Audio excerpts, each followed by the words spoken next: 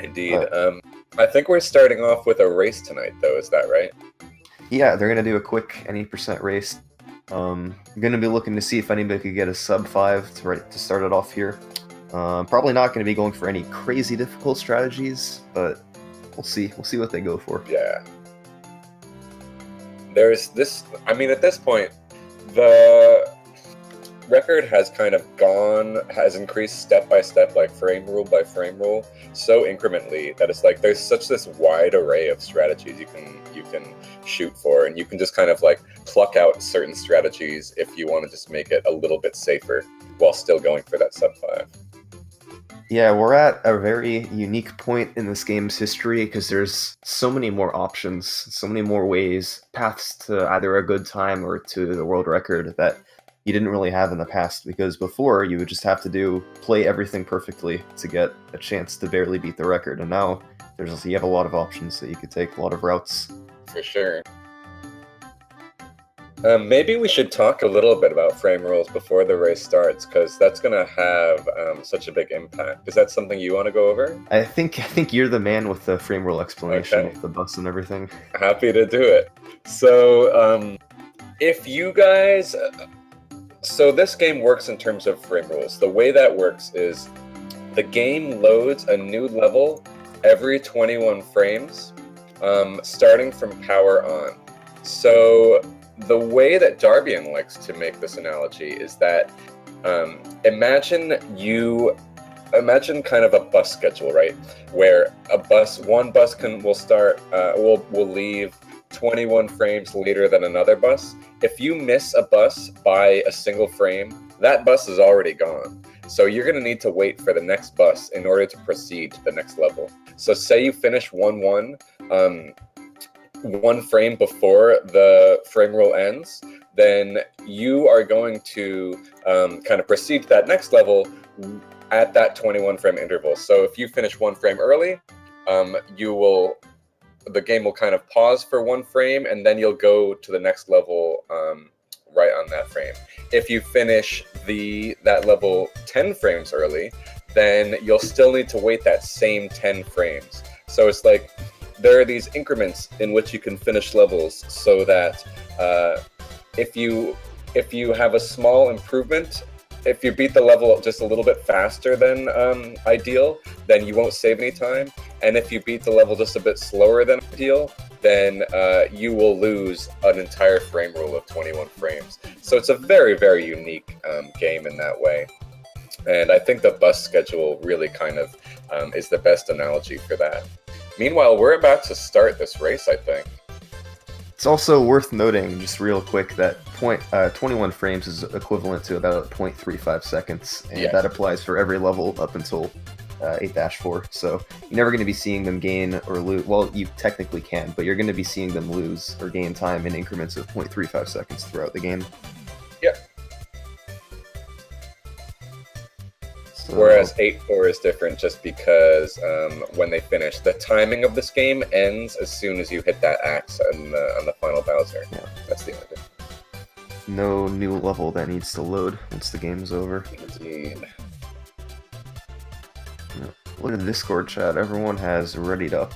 So, looks like we're about to start the first chase for the record race of Super Mario Bros. Yeah. The first thing we're going to be wondering about is who is going for that flagpole glitch that has just kind of propelled this game into, has seen so many new improvements in this game. So that's something we're going to be watching for. There are 3 different levels where where it might help in a run, but I doubt that they would do well. We'll see what they do. But here we go, guys. All right, let's do this thing. So 1-1, pretty straightforward level, but like we said, I mean, because of the way frame rules work, every single little improvement counts, and it's a huge deal. So it's gonna be immediately obvious just how different one player is from the other as soon as they finish this run. And one thing that people like to say is that if you want to just kind of test if you'd be good at Super Mario Bros., if you can hack it, see if you can exit that lower pipe room with the 380 on the clock. Oh, Darbian is shrooming up here. What's he got in store? Playing the, probably going fire strats, playing it very safe. Safe indeed, very unlike Darbian. Looks like they're just pausing certain streams here to get the timers all synced up so nobody's ahead or behind anyone else. So we won't know immediately kind of where they compare, but yeah. we will in just a moment. There we go. Okay, they're all synced up. That's some neat streaming technology. So obviously you're seeing Darbian is behind the other three runners here because he picked up the Shroom, but he's going to pick up the Fire Flower right here, and ideally he's going to be able to play it very safe in World 8 and probably save some time over these other guys. West and Andrew G, very clean runs from them so far. Yeah, I think they're right about tied. They might actually finish this level on exactly the same frame rule, and they do. Yeah. Well done to them. Actually, ahead of Andrew. My bad. Oh, I'm sorry. Cosmic and Sunwest. Yeah, but I think Cosmic and Sunwest are at the same frame rule. Yeah. But there's so much that can go wrong. But 4-1 is probably not one of those levels because you're just running through it. If you want, you can go for a flagpole glitch at the end. But I doubt any of them are going to do it here. Let's see. Andrew G went for it and didn't quite get it. But Cosmic and Sunwest just taking it safe, moving on to 4-2. 4-2, Speak of the Devil, is probably going to be where we're going to be seeing a little bit of difference. They will probably go for kind of the easier strat, given that this is a race, but it's very easy to mess up. This is an interesting level because you actually can do a wrong warp in this level where you push Mario ahead on the screen so that the game thinks that Mario is further than he is, but you go down the warp pipe, which would normally like kind of take you down into just this empty coin pit, this coin cache, but it actually takes you to a warp pipe.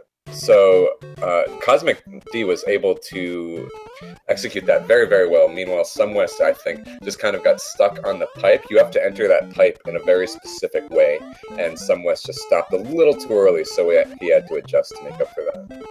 The going down the pipe part is a lot harder than you would think, because if you stop too far to the left or too far to the right, you can't go down it. You have to be in the middle. And if you're moving to the right, the game scrolls the screen, so you're not going to get the wrong warp to work. So you want to come to a stop on about the middle of the pipe. Make sure you're stopped and then go down, and then you'll be able to execute the wrong warp. Cosmic did it perfectly, and now everyone finishing up 8-1.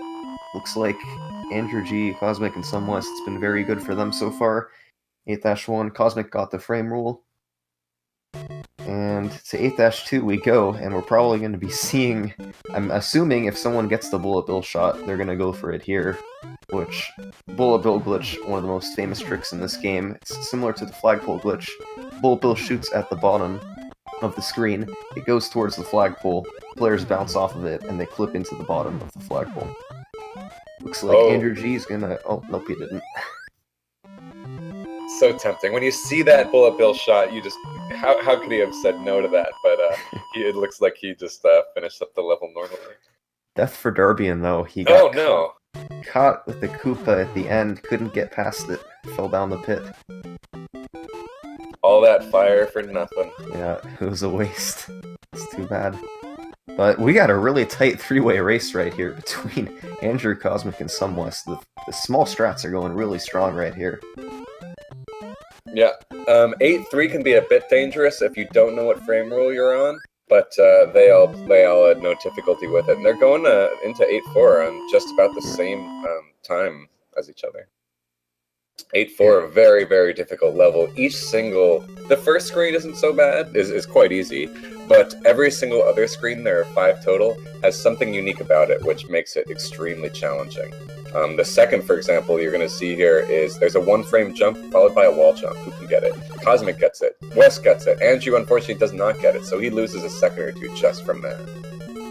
Andrew went for the more difficult version, too, of the wall jump. There's a manipulation you could do at the start that makes it a 2-frame jump instead of a 1-frame jump, which actually makes it a lot easier than you would think.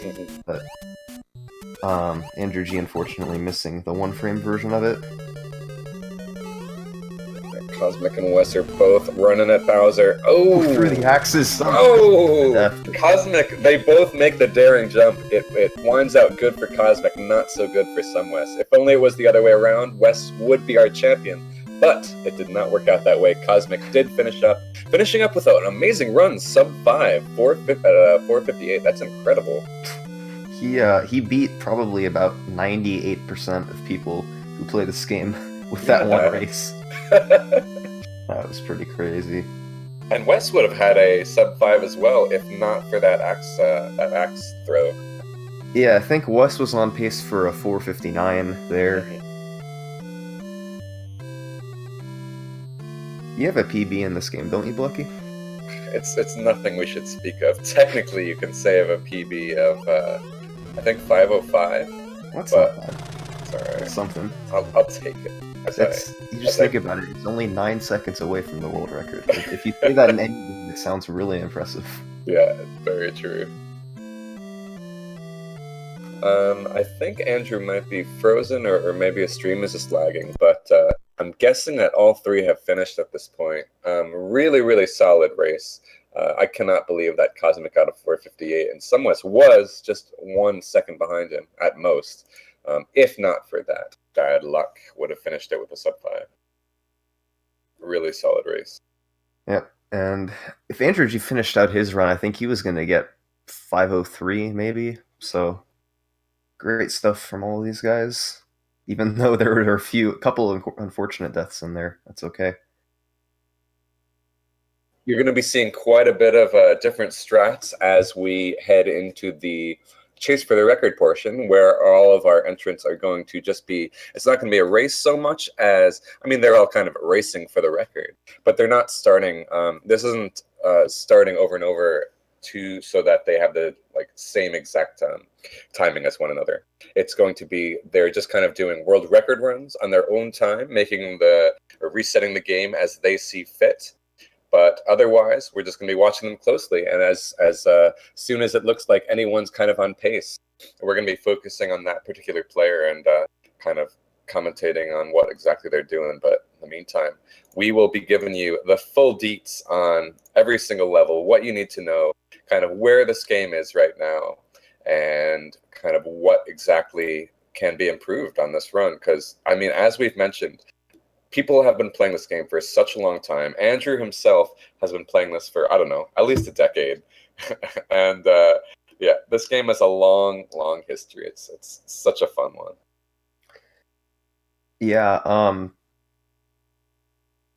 these 4 guys right here, I was saying this before, but even though there's been such a long history, the record's come such a far way, it's all kind of coming down right now, where tonight there's probably like a 50% chance at least that it's about to be broken. Mm-hmm. In the past, there's been years where there's been like a whole year straight now where the record hasn't been broken. Nobody's been able to lower it from 456.878. And in the past, Andrew G had streaks where he would hold the record without being able to break it for multiple years in a row. But you guys could be seeing history being made over the next few hours here between these 4 runners. I didn't even realize it's been a year. The record was set on October 5th, 2016. So close to that anniversary. Yeah, it's been quite a while. The world record holder has had enough time to grow a substantial beard. We'll leave it at that. Looks like Cosmic's already getting underway here. Andrew G said he was having some computer problems. I'm not sure if he got that sorted out. Darbian and Sumwest still hanging out on the title screen. But Cosmic's just getting going. So you're going to see him go for the 1-1 flagpole glitch. I'm going to really quickly go over the history of this trick. For a long, long time, it was thought to be impossible to be executed by a human because it involved not only doing really precise inputs right at the flagpole, but you had to manipulate what's called your subpixel. And your subpixel can't normally be controlled by a human. It's just kind of a random place smaller than a pixel, and if your player happens to be lined up on it perfectly, then it can make certain things happen and certain things not happen. So for a long time, everyone thought you just can't do it, but Mav6771, who may or may not be in the chat right now, he figured out a way that you could just barely make it work. Not consistent at all, nowhere near consistent as it is today, but still a way that you could make it so that you could clip into the bottom of the flagpole and save a frame roll like every few hundred tries maybe. But that was at least the start. And then we had this guy named Sockfolder come out, figured out a way that he could manipulate the subpixel on the staircase, so that every time, as long as you do the manipulation correctly, you will be on the correct subpixel. So that kind of opened up the door to this whole trick working, and now the players are sometimes able to get it as often as 1 in every 3 times that they try it. So pretty consistent compared to where it used to be. I love that, because, I mean, this flagpole glitch was like nothing but a legacy, like a legend, an unattainable legend. And then Sockfolder just said, you know what, maybe it's not so unattainable. Maybe we can make it human possible. And so he just came on. Oh, that's right. He said he just brute forced it until finally he found a method which worked. I believe the way he did it, if I'm not remembering incorrectly here, he literally had a computer program go and test every single possible input on the staircase until he found one that just happened to work, and we ran with it, and that's what we have now. It's still certainly no gimme, and especially considering that you have to do it 3 times in a run, is very difficult. Oh yeah, definitely. It's probably, out of these 4 guys, the most consistent at that trick is probably Sumwest, although day to day it really depends. You can't say one guy's always the best at it. But it looks like Darbian right now has already made his way into World 8 on world record pace, so this is looking good for him. I can't believe that we saw someone in World 8 already. Yeah, he's just grinding this out right away, cranking it out first try. So there's a lot to know about each level, of course, and we'll have enough time tonight to kind of give you the details, but 8-1 is one where you are holding right for the entire screen, or the entire stage, and if you don't hold right for a single frame, then you're going to lose that frame rule. So he has to hold right, he has to make several very, very precise piranha jumps, and he has to make a precise Koopa jump. And he has to hit a star block on the first pixel possible. So it's probable. It's difficult to see kind of just when you're watching like this, but it's probable that he made it. Now in 8-2, we already talked a bit about the bullet bill glitch. If you're wondering why they're waiting so long on the title screen before actually starting the game, it's because of this level. They are kind of making it as likely as possible that the bullet bill is gonna fire on a particular time. Darbian did get the shot, and he didn't get the bullet bill glitch. It looked like it for a second, but he did not. He bounced up a little bit, but not quite in the way he needed to. The way the bullet bill glitch works, like with the whole clipping into the bottom, if you're able to do the inputs exactly right every time, you're only going to get it to work 50% of the time because of this thing called the coin toss. I think Cosmic started calling it the coin toss, where only 50% of the time Mario is going to actually fall into the bullet bill as much as he needs to for it to work. So even though these guys may be doing the inputs correctly, sometimes it's just not going to work for them. And I think Darbian, I think he just messed up the inputs that time, because he kind of landed on the block at the end, but... Yeah, it's so frustrating. But he's already reset and is back at it. So there really is quite a bit to know about every single level in this game. So let's see.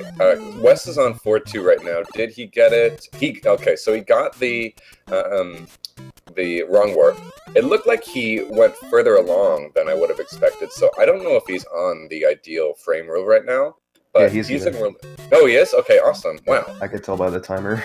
Just barely good enough. Got it. So yeah, he's in World 8 as well, so any one of these World 8 runs could kind of live out the dream. But 8-1 is a very difficult level. We've already kind of mentioned why. And yeah, it's just extremely, extremely difficult. You also, actually, I don't even know Summoning Salt. Do you know, is it very easy to hit that first pixel of that start block every single time? Not particularly. It's kind of like any other frame perfect input. Yeah. It's not quite like the wall jump where you need to get pixel and frame perfect, but yeah, it's a really precise jump. Yeah. Looks like Sunwest passing through 8-1, Cosmic entering into 4-2. Sunwest here gonna have another try at the bullet bill glitch.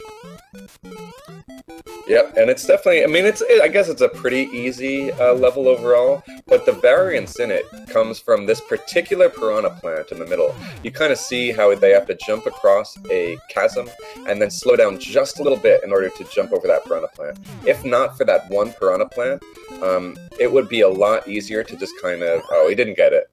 If not for that one piranha plant, it would be a lot easier to predict what that bullet bill would do. But because he's there, it is a lot more difficult, and that's actually why they wait as long as they do. They used to only wait, I don't know how long exactly, I think maybe two frame rolls, a lot less than 8 seconds, but they used to wait hardly any time, and so would start their runs as soon as possible. But now, because they've found that the bullet bill glitch, the ideal bullet bill, comes in if they start the game around 8 seconds in, they have to wait for that period of time. It's kind of interesting. And just like that, we got Cosmic now entering into 8-2. I'm going to make sure that he got the correct frame rule here in 8-1. He did. So, gonna have another shot at the bullet bill glitch here. Meanwhile, Sunwest practicing a little bit of 8-4. Andrew G still in 1-1. Darbian going for a few wall jumps in the 1-1 underground. I think that's just how he kind of cools down. Yeah. So, needs to jump over the middle pipe. He got that. Oh. And he didn't bounce on the Koopas correctly, and he falls into the pits. It's a rough one. Do you know anything about the? Oh no! Do you know anything about the manipulation in 8-2? Like they've been talking about jumping on the Koopas in a precise way. Does that come into effect here? Yeah, it does. Depending on which frame rule you want to start on, you have to hit different Koopas to get the bullet bill to fire. The one these guys are starting on, I don't know exactly which ones they have. I think there's one they have to walk off of a cannon and hit the Koopa. There's another one, the two Koopas Cosmic was trying to bounce off of, I think you have to hit both of them as well. But yeah, if any player misses any of those Koopas, the bullet bill is probably not going to fire. Got it. But I mean, if you just see how many runs these guys have already gotten to 8-2, Darbian, Sunwest, and Cosmic have all gotten a run till the bullet bill glitch. That's why I think that's just like, it must feel like it's just so close, like they can taste it. Yeah, this is why we're saying the world record, there's a really good chance it's going to be beaten tonight. Yeah. But sometimes, though, these players do get stuck in the first world. Looks like Darbian making his way now out in the 4-1. So the three flagpole glitches, of course, 1-1, 4-1, and 8-1 or 8-3. 1-1 and 4-1, they both have very consistent setups that you can use to get them. 8-3 is a little bit different. I'll explain that a bit more if either of those players get there exactly what we're looking for. But they have to do a really complicated way of manipulating your subpixel so that you're going to actually get a chance at having the flagpole glitch work. But 4-1 and 1-1 are not easy, but easier than 8-3 to execute. And then in 8-3, even if you do get that set up correctly, you need to do the same difficult inputs as the other two stages, right? Yeah, exactly. So, a lot of skill involved in the 8-3 flagpole glitch. Fortunately, Sunwest now having to reset once again. He might just practice a little bit here, but he did not get the flagpole glitch. Cosmic now getting another chance at it. Go ahead. To give you guys an idea on how kind of the difficulty of this game evolves, 1-1 used to be a pretty difficult level as it is before the flagpole glitch, and you needed to, I think it used to be, you had a few frames, a small window of leeway where you could leave the underground part with the 379 on the game clock and still be able to make that frame roll. Now, not only do you need to hit a 380, not only do you need to get the flagpole glitch, you need to get a really high 380 heading out of the underground area and then hit the flagpole glitch. glitch. So it's just like, even this one single level just kind of has this history behind it where it just gets tighter and tighter and just increasingly difficult to kind of leave the level where it's even possible to get a record. Every level in this game right now is just being pushed to its absolute extreme. Stages like 4-1 and 1-1, which used to be fairly trivial. You got flagpole glitches, you have really fast undergrounds you need to do now. 8-3 used to be fairly easy, now you got the flagpole glitch there. 8-2, you're adding in the bullet bill glitch. 4-2, you can possibly do fast 4-2 or variations of it, which we could probably explain fast 4-2 if anybody has to go for that later. But every level in this game right now, there's something in it that can very easily kill the run. I love 4-2 because for a long period of time, before the flagpole glitch was a thing, 4-2 was the big showstopper, where you had to get the more difficult version of the wrong warp in order to have a chance at the record. Now, with these flagpole glitches available, the players are saying, screw that, and doing the easier version of 4-2, but doing all these difficult flagpole glitches. So it's like, once 4-2 is now not totally awful, and once they kind of finish up a run with all of the flagpole glitches plus a good 8-4, 4-2 will be back in action. Like, the difficult version of 4-2 will be used again, and it'll be once again just one of many showstoppers in this run. I believe the phrase Darbian uses for 4-2 right now is non-trivial. They probably get it like 85-90% of the time. These are, again, the top level runners, so even for them, it's not always the most free stage in the game, but they are usually able to get it. Mm-hmm. Definitely not as bad as it used to be. Yeah. Or it used to be like a 2% trick. Not as bad as it used to be, and not as bad as soon it will become again. Yeah. This is waiting to pounce on its victims. Yep. 1-1 once again for all 4 of the runners. Flagpole glitch has been stopping a lot of them, but there goes Cosmic getting it. Darbian about to try it. And he does not get it. To give a, without going into too much detail, what you need to do to hit that flagpole glitch is, you need to jump on the staircase, and then you need to have a precise set of inputs just before you jump off the staircase. And then you need to have a precise set of inputs just as you kind of touch the flagpole. So it's just this, like, it never stops. You just always have to be doing something insane to get it. A couple more players just got it though. Andrew G and Darbian can be moving on out of 1-1. Someone's already getting the pipe jumps in 1-2. Those are deceptive pipe jumps because you're almost never going to see these players miss it. But if your PB is like anything above 457, the pipe jump in 1-1 can cause you quite a bit of harm. Yeah. For 1-2. 4-1 is, like, whenever a record is posted about this game, a lot on YouTube, a lot of questions come up about, I saw that player go straight through the piranha, but believe it or not, that's just about, like, one of the easiest things you can do in this game. There's a 10-frame window, which means you have a 1/6 of a second to execute it, and when you compare that to the frame-perfect inputs needed throughout this game, 10-frame inputs are nothing. So jumping over these piranhas, I doubt that any time tonight, I doubt you're going to see any player die to these piranhas. It's super easy. It used to be just like free every time this level, and now, as we've mentioned, the flagpole glitch has reared its ugly head.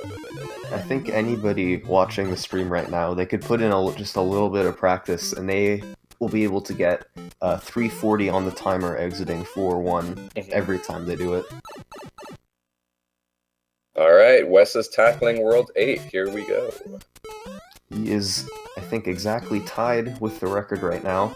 The record, it gets the flagpole glitch in 1-1 and 4-1, and it gets the bullet bill glitch, but it doesn't get the 8-3 flagpole glitch because it wasn't needed for the record back then.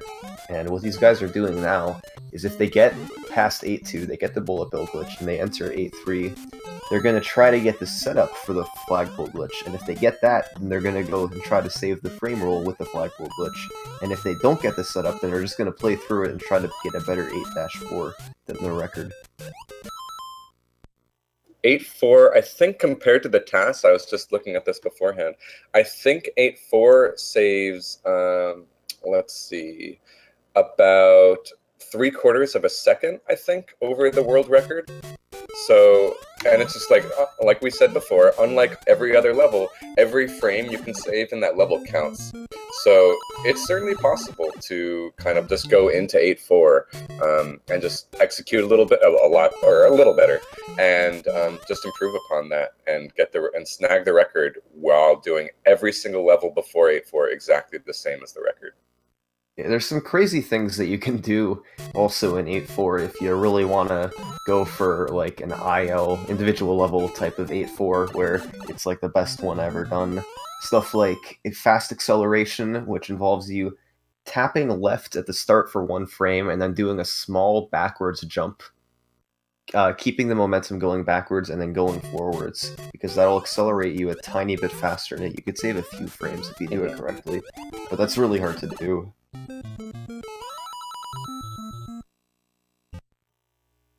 1-2 isn't too bad of a level. 1-2 actually has another improvement that eventually, a very, very long time from now, eventually will possibly see come into RTAs and just kind of have there being a frame rule improvement there. But we're probably a long ways off from that, and until then, 1-2 is not too bad of a level.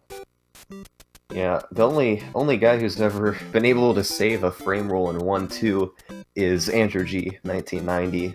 I think he's only done it a couple of times, maybe even only once. It involves jumping into the pipe at the end of the level, but clipping through it instead of going into it. And you have to tap jump for, I think, 1 frame or something like that, so that you get your minimum jump height, and in just the right way, just the right time, so that you go through it, and then you go to the warp zone, and you load it, and you jump back to the World 4 pipe, and if you do everything perfectly, you will save a frame roll. But that's harder than every other trick in this game, probably combined. Yeah. If you guys are just joining, we can certainly tell you kind of a bit about what you're watching. Here on Speed Gaming, we do a lot of streams where we kind of get the best runners of a game together and try to improve upon the existing world record. We just kind of concentrate all our focus into, we gotta take this record down. And so here tonight, we've brought some of the best runners of Mario Bros together. Right now, the record is tied between Darby and Cosmic D, the exact same record with a 456.878. West, I believe, is only 1 frame behind with his own run. So we really want to see this record be taken down. All it's going to take is some flawless gameplay. And as we've mentioned so far, I think every single one of our runners are basically implementing the same strats as the record, except including the flagpole glitch in 8-3. So they're going to need to do the exact same, very, very difficult gameplay that the record does, but with that trick added. And as Summoning Salt mentioned before, even if they do happen to miss it in 8-3, they can still potentially beat the record. But that is what we're here tonight to see. We want to see this record be taken down. And there is a very good chance of it happening sometime within the next couple of hours here. Andrew G getting the flagpole glitch in 1-1, Darby getting the flagpole glitch in 1-1. Both of them are going to be moving on to 1-2.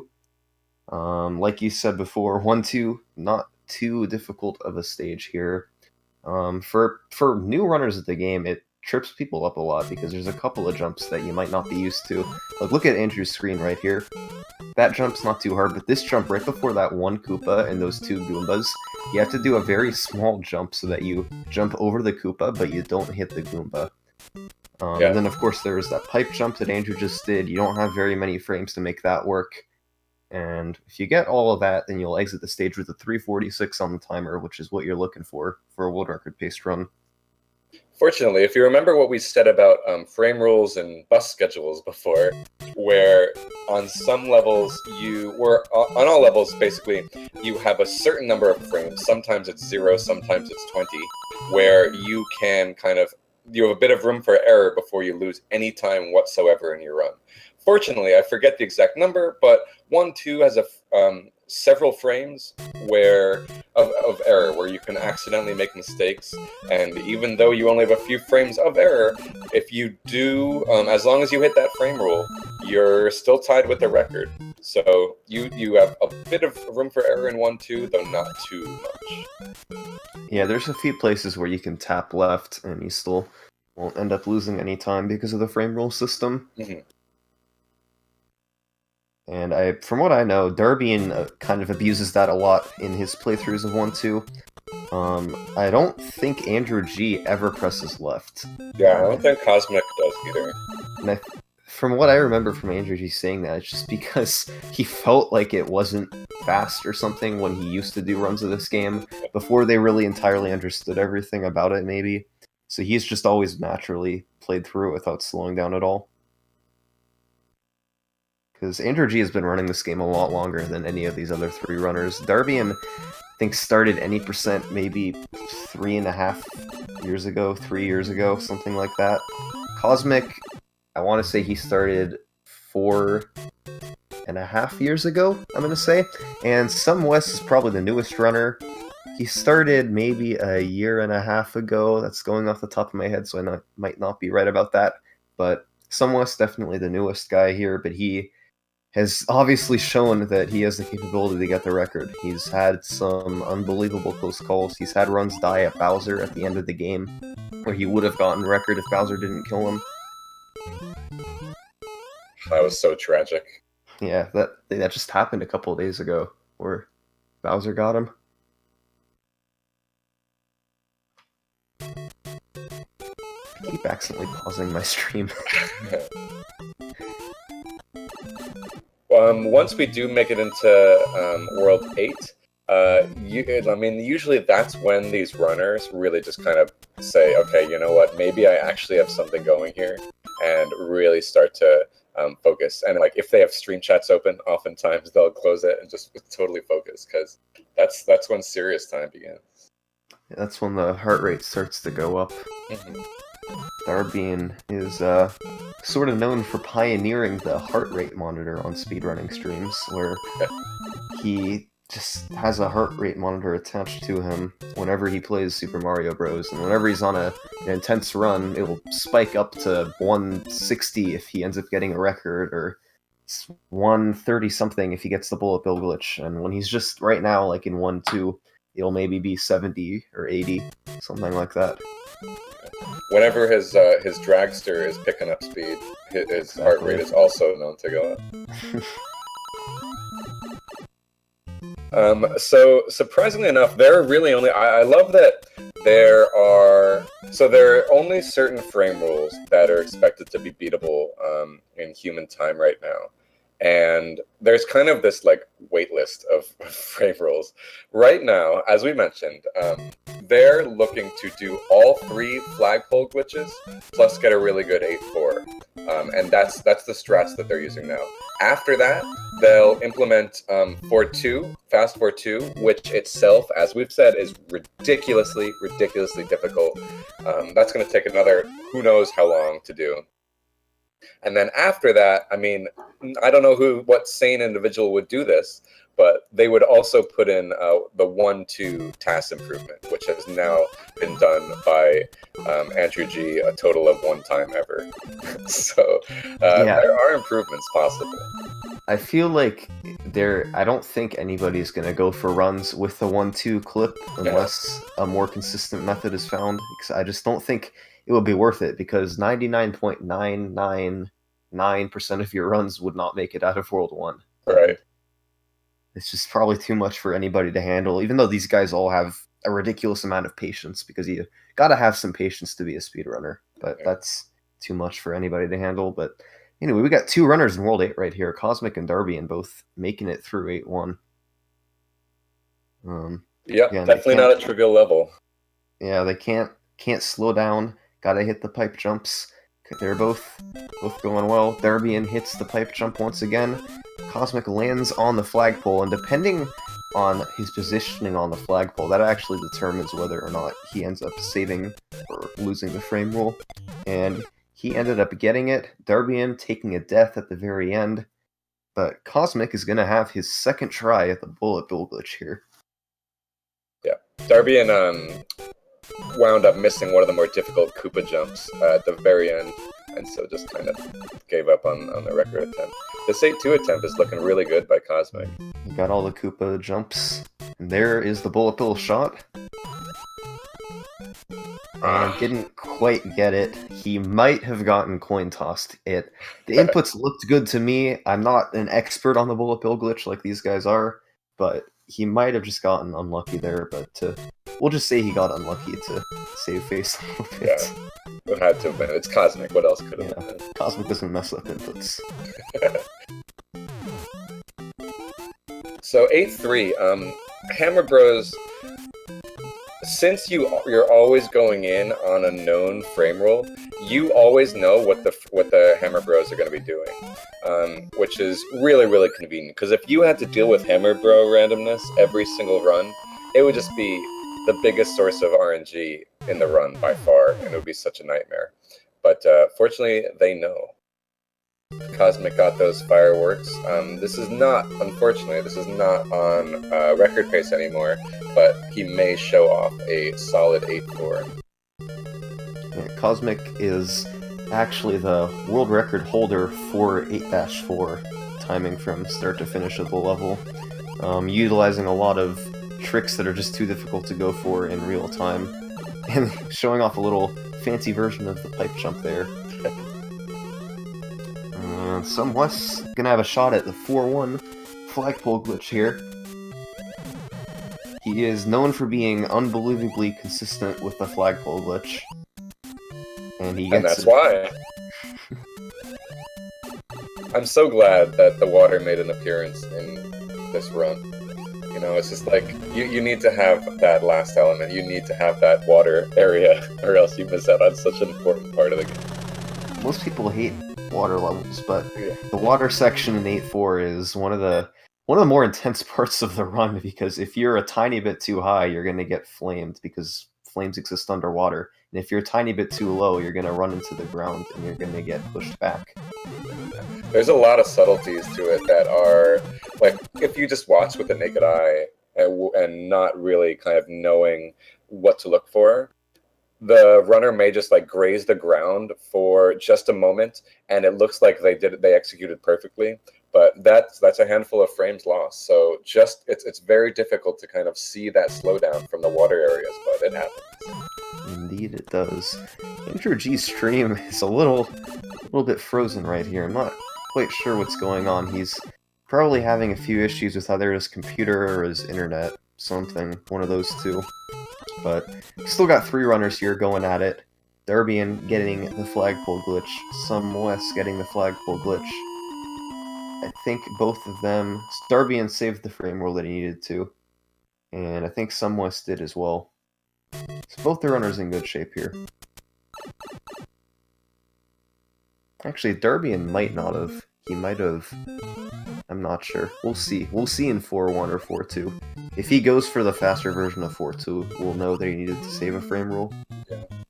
These players have played this well or long enough to kind of know where they are in terms of splits. Also, I just want to throw a shout out there to that red Koopa that you see in 1-2. I think he's the only red Koopa in the entire any percent run. He needs some love. Yeah, you're right. He is. All the others are green, and they just walk off the edge and don't turn around.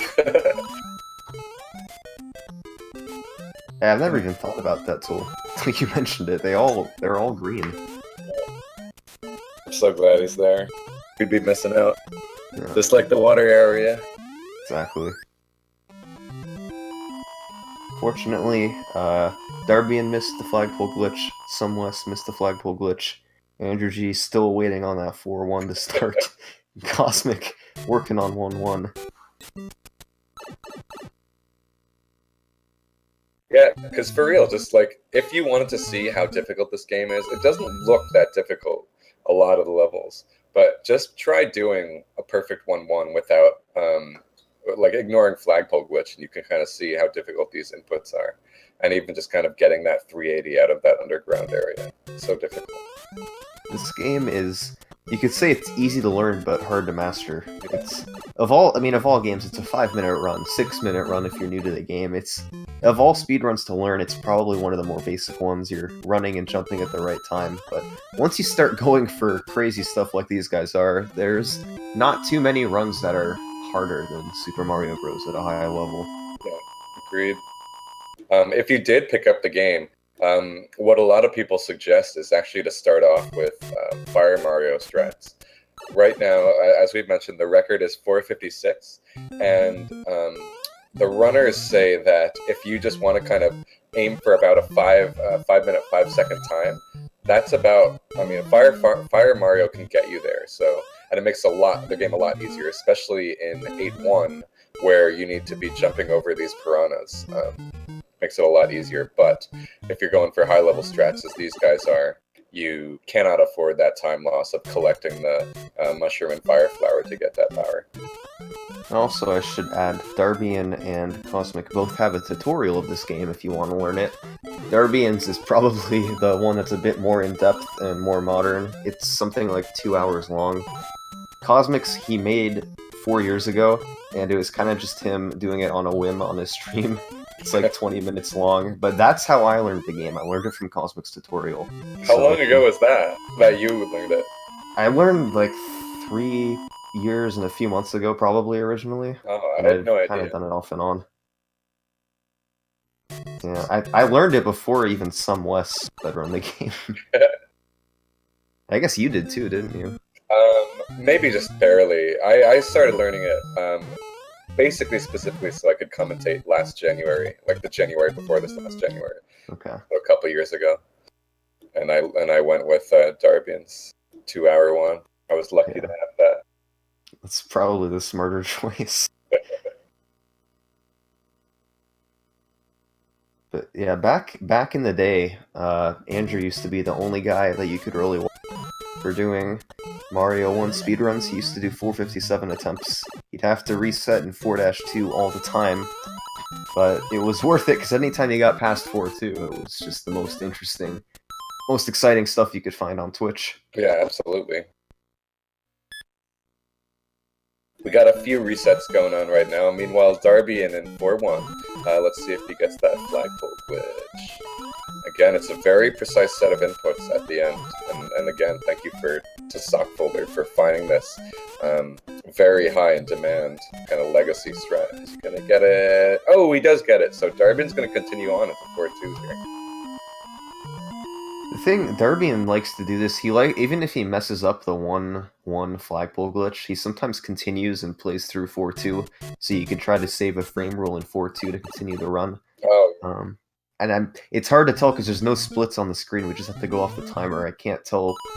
No, he's going for slow 4-2, so he's on world record pace here.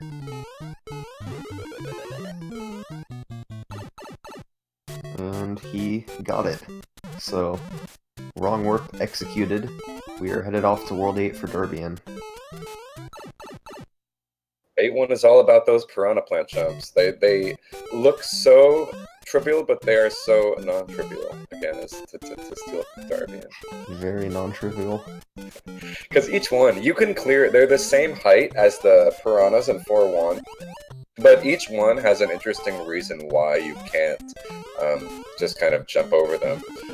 I mean, well, the third one is just like you'd plunge headfirst into a crater, into a chasm. That one. The first one is there's a pipe in the way, but the second actually is to despawn a particular enemy. It causes the Koopas to bounce off one another, I believe, in such a fashion that it despawns a particular enemy, and without that, you would need to do a frame-perfect jump instead of the piranha jump.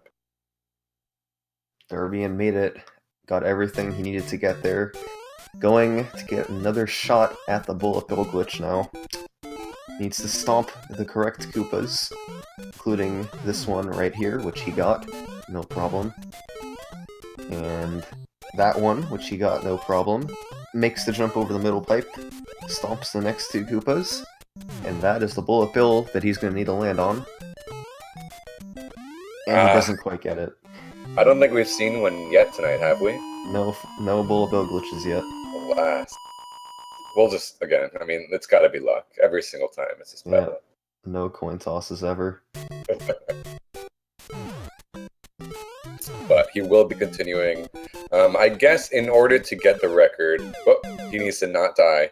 But he also needs to, no, it's totally impossible. Without the bullet bill glitch, it's just impossible. Because ideally, if you do execute the bullet bill glitch, you save 2 frame rolls. But the glitch itself kind of saves a lot of time, but you need to wait for that bullet bill. You need to stop and wait for the bullet bill to align with you. So ultimately, it saves 2 frame rolls, and if you miss it, it's not possible to get that record anymore. 4-1 for Sumwes.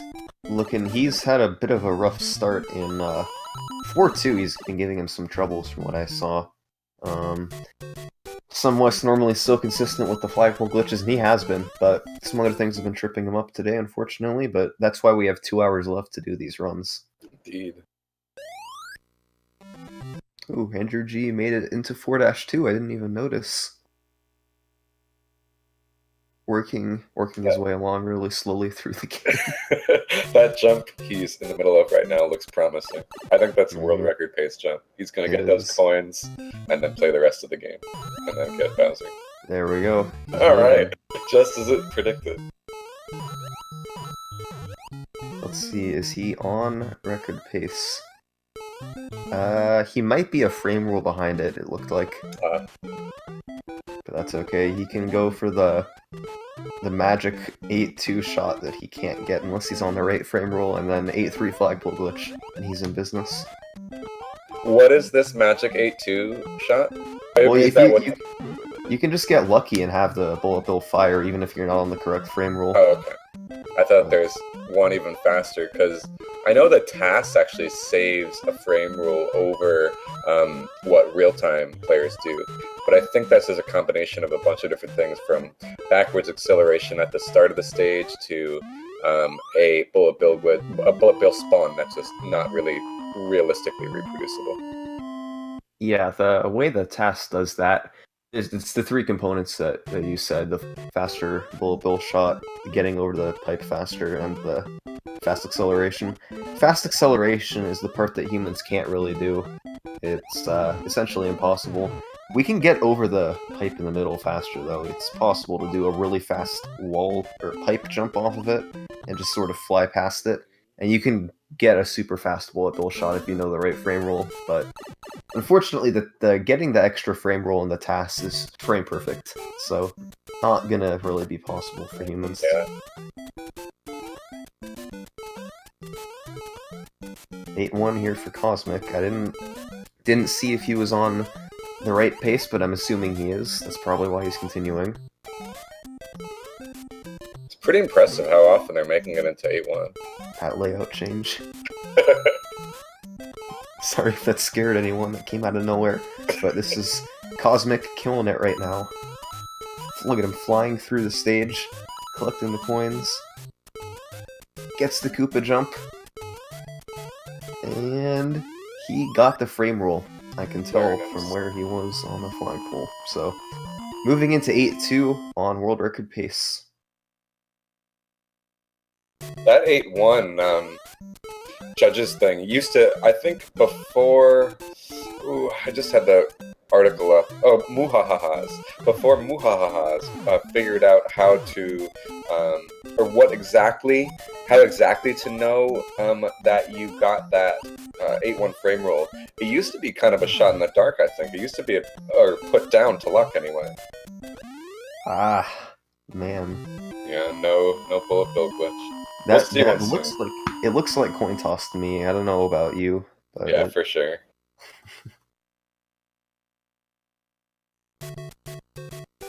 But yeah, now that they know all about kind of what triggers the 8-1 luck. 8-1 kind of frame rule, they aim to hit that star block on the first frame possible, or the first pixel that it's possible, so that they can get this correct sub-pixel positioning.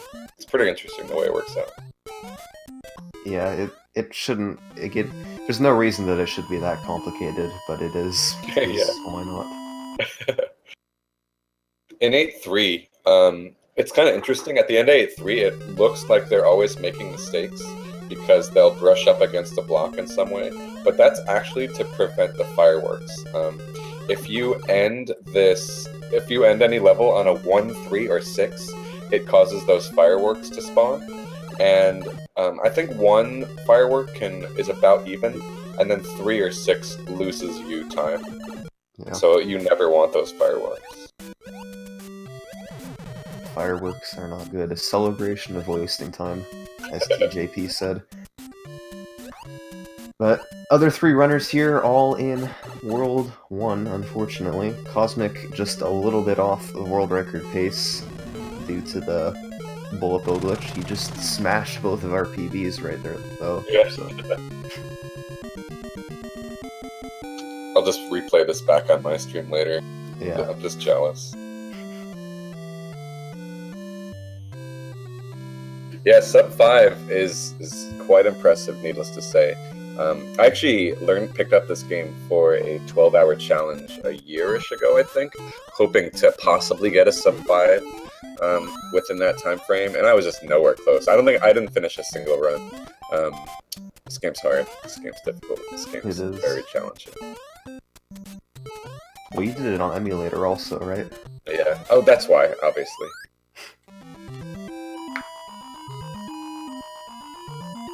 Sunwest, he stopped his timer, but I think that he's just going along anyway.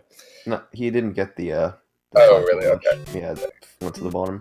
Darbian did, though, so here we go. We're gonna get a shot at the non-trivial stage here. Looking for 3 bumps.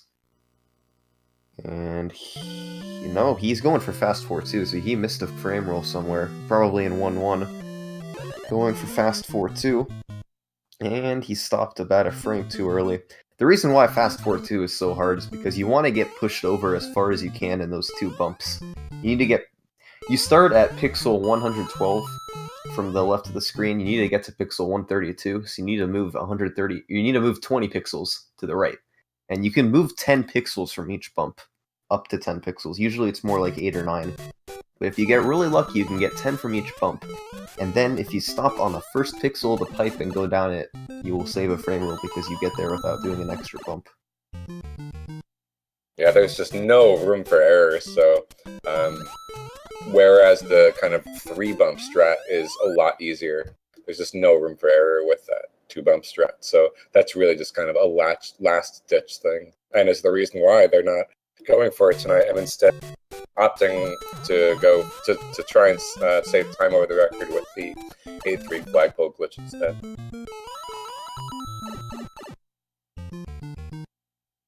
It's really interesting. So to go into a bit more detail about why that happens the way it happens, in order to get to the 4-2 warp zone normally, just on a casual playthrough, you would hit the block which spawns the vine and then climb up the vine, and the vine slowly Mario slowly climbs up that vine and jumps off it on the warp screen. That takes a lot of time. So instead what you can do is you push Mario forward in the way that Summoning Salt described, and while the screen is scrolled back far enough to think that you're still when you warp anywhere through any means, then you should just go to the warp zone. However, Mario is placed far enough along the screen that the game is still back far enough to say, okay, if you go through a warp, I'll take you to the warp zone. But Mario is pushed forward enough so we can actually instead have that warp method be going down the pipe.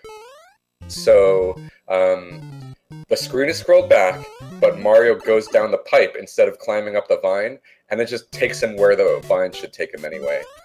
And not only that, but you actually don't need to sit through the climbing up the vine animation.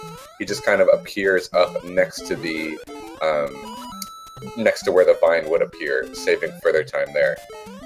You don't even need to actually push, like hit the vine block. You'll notice that when they play through Fort 2, they hit the vine block. You don't even need to do that. Specifically to do the wrong warp, they only do that to despawn a piranha plant from appearing.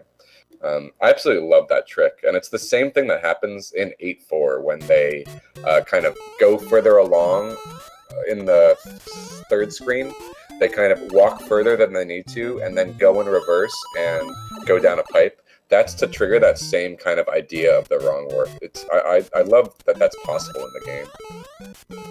The first guy who discovered that the whole wrong warp was possible by doing the backwards jumps, it was Andrew G. And he did, instead of telling people about it right away, he just kind of sat on it for a while and decided that he wanted to beat Scott Kessler and Trevor Sagan by getting a run with this really new fast method of 4-2 that nobody knew about, and all of a sudden he releases this run that's 5 seconds ahead of anybody else, and it just kind of caught everyone off guard and was like, whoa, this Andrew G guy is amazing. And after that, he was the record holder for 7 more years. I love it. I never knew that. That's awesome. And that was doing it in only 8-4 or 4-2 as well?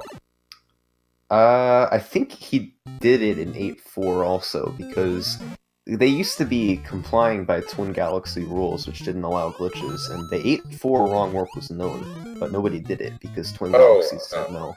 Because people actually listened to Twin Galaxies back then. But after Andrew G decided we're just not gonna pay attention to her, I'm gonna do all the glitches I can, and he finds out this new way to do 4-2, and boom, 5 seconds off the record. Because 8-4, I mean, 4-2, you have to try and do some serious magic to get that, to pull that off. 8-4, you just have to walk a little further and then say, no, actually I want to go in that pipe, and the glitch works. Not fast 4-2, slow 4-2 for Darbian, which is all he needs. And he is going to be continuing on to World 8 on world record pace. 4 levels separate him from the world record right now. It's so close. 4 super difficult levels. 3 piranha jumps, a Koopa jump, judge thing, etc. But he has nailed everything so far. Hits the star block, which you would think doesn't serve a purpose, but it actually does. Because it ends up moving you a pixel higher, so you slide down the flagpole a little faster. And one more tough jump here, and he gets it. And now, I believe, I can't tell, but I think he probably got the frame rule, I just couldn't quite tell. We will see if the coin is lit here, and it is lit, so that means that he got the frame rule. So 8-2 on world record pace. Now, just pray now that he's done praying for judges, he's started to pray for bullet hole glitch. Yep. It's the Koopa. Needs to get over the pipe and does. Stomps the next 2 Koopas. And that's the shot. And he gets it. Lovely. Our first bullet bill glitch of the night. This is the furthest anyone's gotten tonight on stream. And it's going to be awesome. Let's see how he does in 8-3 and with that flagpole glitch. So he needs to hope that he got this set up. I'll let you guys know if he did or not. And I believe he did. He is on the correct setup for the 8-3 flagpole glitch. I think. Like 80% sure about that. So he's going to go for it right here. I think. Yep. And he didn't quite get it. It's a shame. And I haven't quite developed the eye for, like, did he jump off at the correct time, or was it in that landing? Are you able to kind of tell that at all? I think he probably didn't jump off at the right time. I think he did something too early. Maybe he might have gotten AFO'd. Got it. But yeah, like we said before, 8-3 flagpole glitch is just incredibly hard. Yeah, and the reason Summoning Salt mentioned before that it's a bit different from 1-1 and 4-1, those two levels have totally identical flagpole glitch setups, but 8-3 is a little different because your subpixel positioning is a bit different. So what you need to do is, at the start of the level, you need to just hold right for a little bit, and then start holding B on a specific frame. Oh, we got hammered. But yeah, you need to, in 8-3, you need to start holding B not from level start, but from a particular frame. And that is what puts you on the same subpixel and allows you to kind of do the exact same strat as you would in 1-1 and 4-1.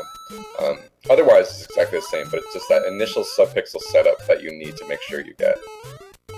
It's a very, very hard trick indeed. Meanwhile, we got Sumwes here, lower right corner of your screen, cleaning up 8-1. I think he got the frame rule. He did. So now Sumwes is going to get a shot at the bullet bill glitch. Let's see how he does here. He is, I think his setup might be a little different from the other guys in terms of which Koopas he has to stomp. So you see he avoids that first Koopa.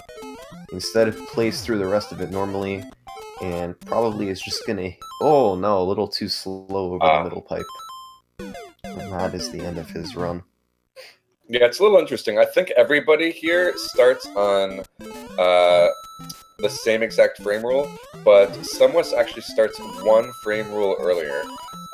He mentioned that this actually allows him to kind of have a little bit of leeway in that bullet bill glitch. So I think maybe there's just like a bit of preference, but it's hard to tell. Well, I think the fact that you don't have to stomp the Koopas earlier in the level helps a little bit too. But by sheer coincidence, two frame rules right next to each other both happen to give you good bullet bill shots if you do the setup correctly, which is pretty nice. But looks like Sumwes is doing a little bit of power pack practice here on the bullet bill glitch because he hasn't gotten it a single time so far. And meanwhile, Andrew G, is he going to get the flagpole glitch here? There's a lot of suspense on his screen. Darbian in the 1-1 underground, and Cosmic got the flagpole glitch. But is he going to save the time? He did not. He lost a frame rule, and he's going to have to reset. But that's okay, because Darbian got the flagpole glitch. And is he going to save the time he needed to? He did. So world record pace for Darbian. There we go. I think Sumwes is taking a bit of a practice break, and someday we will find out if Andrew will hit that flagpole glitch. One day.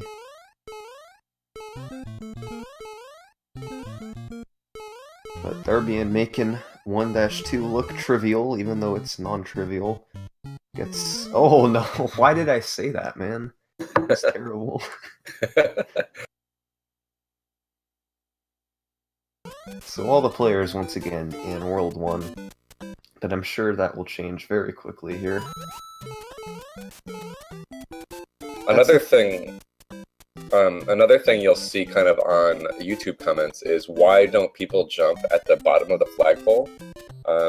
So to give you a bit of context on why that is, if you jump at the bottom of the flagpole versus the top of the flagpole, you're still waiting the same amount of time regardless.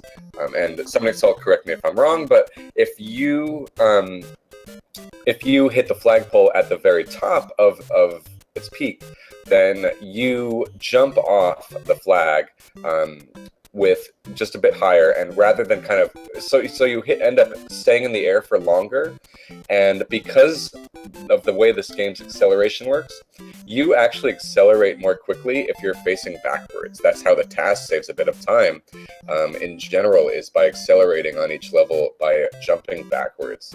So because you're backwards for that amount of time you're in the air, if you're at the top of the flagpole, the higher up you are, the higher in the air you are backwards, and thus the faster you get to the kind of end of the castle, to just save a bit of time kind of even after the level has ended. Is that a correct summary?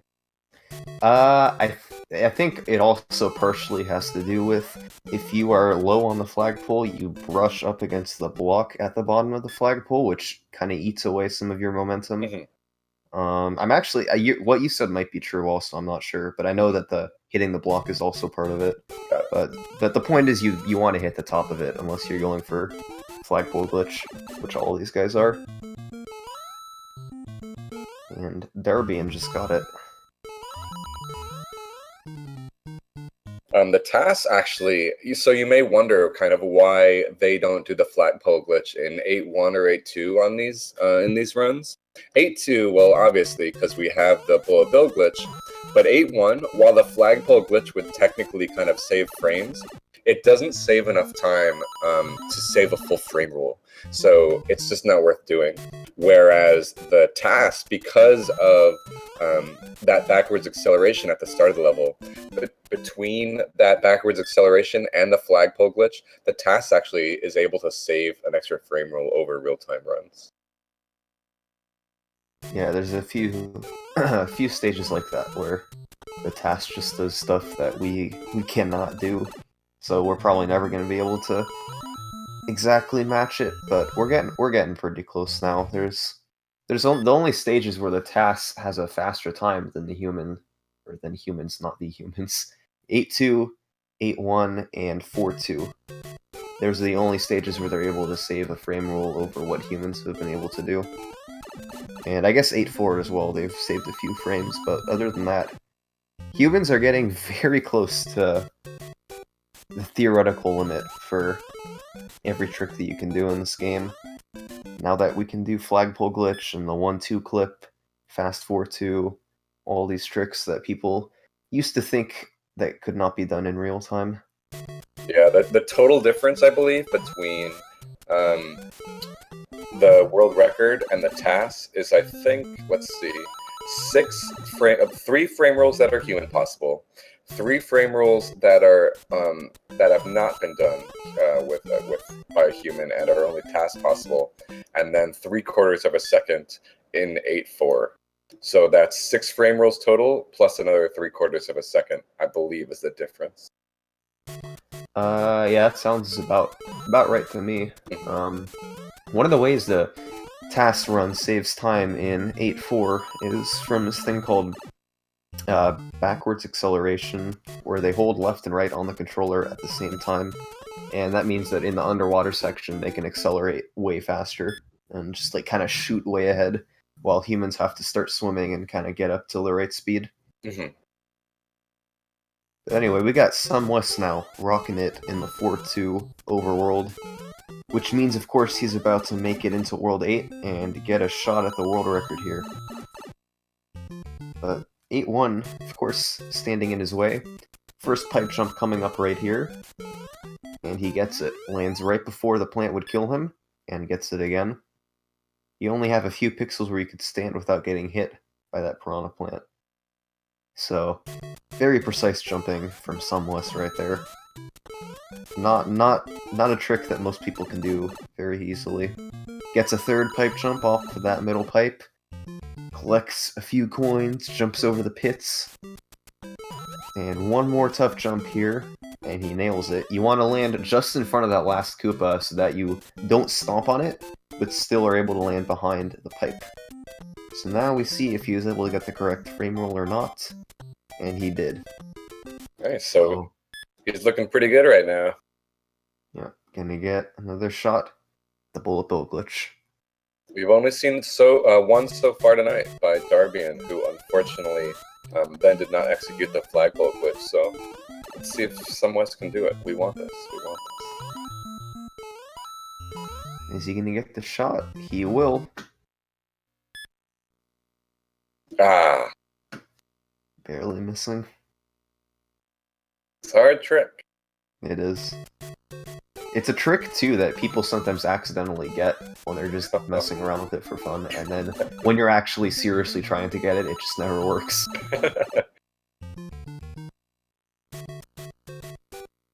But he's continuing the run anyway.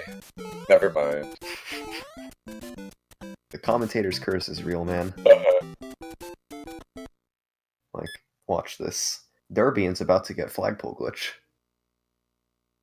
See? This doesn't work. Meanwhile, Andrew is not about to get Flagpole. Wow. It's too easy. Too easy. Should just try that all the time. Oh, I guess so because 1-1 is so difficult in general, you could get the Flagpole glitch, but still not have played fast enough in the rest of the level. So it's kind of a real buzzkill in that regard, that you can do the hard trick, but there's so much difficulty just kind of scattered throughout the level in doing the right things, especially in that underground area, and basically only in that underground area, that you can lose time just from that. And players really used to, back when the Flagpole glitch was a new thing, players used to struggle with that so much, because they were used to just, like you mentioned this before, but they were used to just kind of taking it easy in the underground, making sure they get a 380, high 379, something like that, so that they'll be able to get the frame rule. But now, if they're not literally as fast as you can possibly be within a couple of frames, it's too slow and you're going to have to reset. Yeah. Cosmic getting the Flagpole glitch now. Once again, all 4 runners in 1-1 right now. That happens sometimes. It's a hard stage to exit. But Cosmic got the frame rule and he's on his way out. Andrew joining him. Mm-hmm. Assuming he gets the frame rule here. Which he did.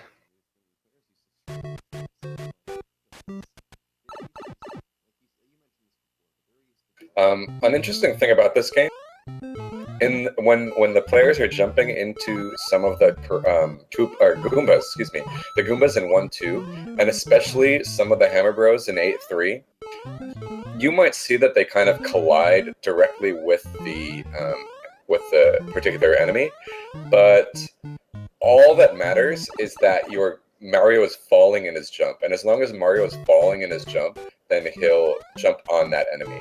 So you could just you could be below the enemy that you're about to collide with, but as long as Mario is kind of falling, then you won't die, and instead the enemy will die. It's a really good way to safely go through 8-3 without that. At least, I mean, without that, if you did not know the pattern of the Hammer Bros, then it would be very likely that it would be a lot harder to kind of beat them. Definitely. That's what runners used to have to do back in the Andrew G dominance days. They knew that the Hammer Bros kind of were pattern based, but they didn't know exactly how to predict what pattern they were going to get in 8-3. So what Andrew G used to do is he would just sort of know, based on what the Hammer Bros did at the start, what the ones at the end and what the ones in the middle were going to do. He didn't know what frame rule he was on, but he knew that all the patterns so well that he could tell as soon as they popped up exactly what was going to happen the rest of the level. Even though there's so many patterns, it's like so rare to see the same 2 pop up. But Andrew has something like 12 or 13 years of experience speedrunning this game. The man who played for Miyamoto. Exactly. I don't think any other speedrunner has ever done that. Same.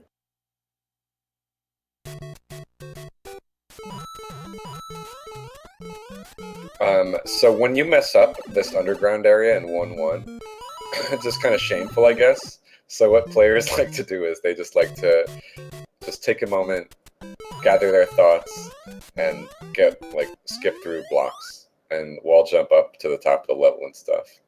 Because it's a pretty hard little area, so it's a good way to just kind of take a break.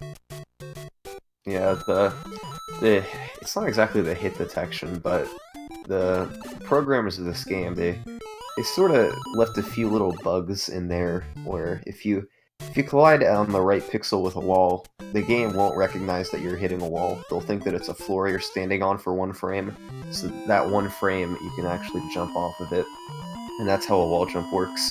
And similarly with clipping through blocks, it sometimes doesn't recognize that you're actually hitting a block, so you just kind of scoot through it, and if you do the inputs correctly, you'll be able to go all the way through. Somewhat just barely missing the 4-1 flagpole glitch. So the reason why the bullet bill glitch works is kind of funny.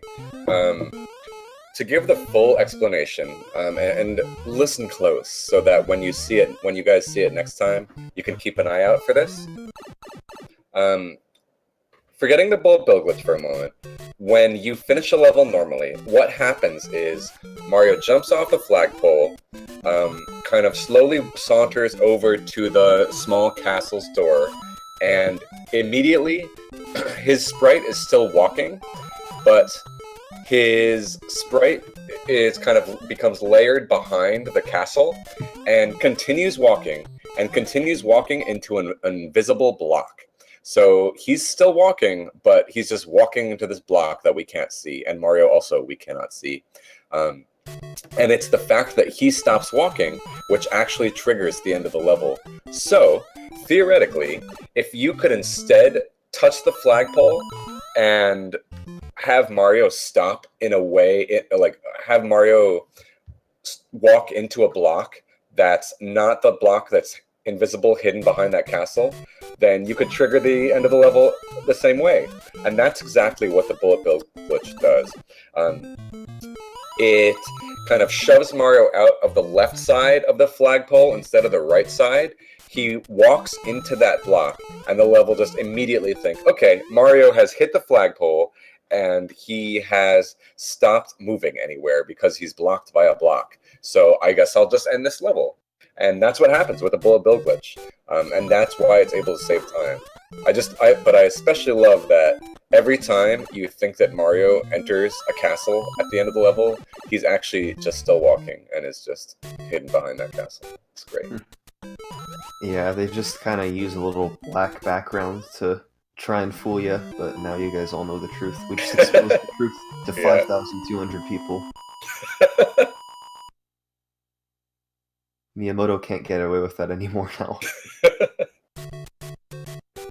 Unfortunately, I think that's the only known way to kind of get shot out the left side of that block. I wonder if you can just kind of like lead a jumping Koopa to that from the left side. It would obviously lose time. But if there's some level where you could just kind of bring a Koopa to that spot and do the Koopa glitch or something. Yeah, they're in the warpless tasks of this game. They do that in a few levels. There's a few things that they do. Sometimes they are able to clip into the blocks below the level and jump up into it and get the bullet bill glitch to work without a bullet bill. There's a few levels where they do use Koopa shells too.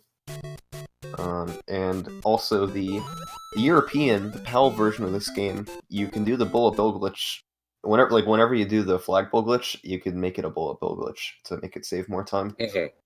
So, but unfortunately, the world record for this game is on the NTSC North American, or I guess Japanese version, if you want to play that.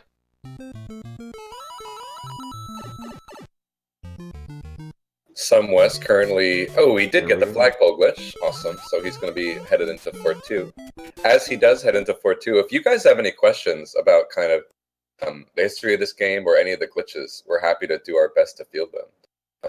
We're by no means super experts as the guys that you are watching here, but we knew our stuff to some degree. And if we don't, we'll just pretend like we didn't see it. Exactly. But looking pretty good for some Wes here. He's gotten back into his groove a little bit. He was struggling a little bit earlier on with some of the non-flagpole glitch levels, like this one that he just beat, 4-2. But he is nailing them now, and here he goes into World 8. Needs to hit the pipe jumps. So, taking some of these questions, the reason the Bronze Sword, why they start the timer 8 seconds before, is to manipulate the bullet bill at the end of 8-2 in a reliable way so that they can do a glitch which saves 42 frames. I don't know which version's better, PAL or NTSC. NTSC is just kind of more competitive. Do you know which theoretically has the better time? I think that the PAL TAS is about 2 seconds faster than the North American TAS, but In terms of stuff that's actually real-time possible, I'm not sure. Got it. Moosey Hoodington, what the runners have to do to beat the current world record is everything exactly the same as the current record does, and then either do a flagpole glitch at the end of 8-3, or skip that flagpole glitch and execute 8-4 better. But they need to play everything before 8-3 exactly the same, or they can do this crazy glitch in 4-2. So they have a couple options, but what they're trying to do is the exact same thing as the world record, with an additional glitch in 8-3. See someone asking why not go for fast 4-2 instead of 8-3 flagpole glitch. It's pretty much just because it's a lot, well, not a lot easier, but it's significantly enough easier where it makes sense to go for the 8-3 flagpole glitch, at least at this point in time.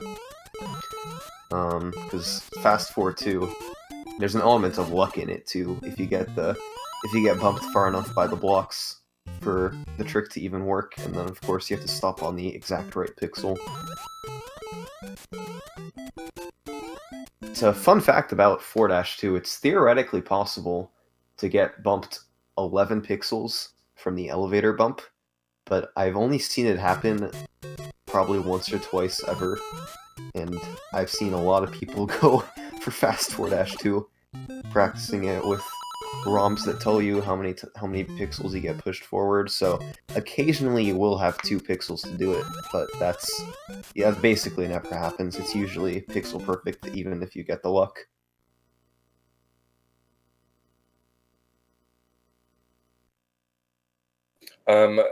Jairachi, the 2 world record holders are up there because they are actually exactly tied to the frame. Darby and Cosmic, both who are featured on the stream, have the exact same time in this game, down to the smallest unit of time measurement possible. So they completed this game in exactly the same amount of time, and Sumwest completed it only 1 frame behind. So all 3 of them are within 1 frame of one another. Crazy close. Also, since all these guys are in World 1 right now, I'm just going to give you guys a really quick overview of kind of who has held the world record and when for this game. Andrew G has had it ever since, without anybody ever tying him. He had it from 2007 through 2014. He got so good at this game, so much better than anyone else. And eventually, the next guy to get it out of these 4 guys was Darbian, who got it, I want to say late 2015. Maybe, yeah, I think late 2015. He got a 457. He had it for a while, and eventually Cosmic D12 tied Darbian and then beat him by a frame or 2. He got like 457.19 versus Darbian's 457.24. And then like 3 days after Cosmic got that, Darbian got 456.878. And that's his current PB. That's the world record right now.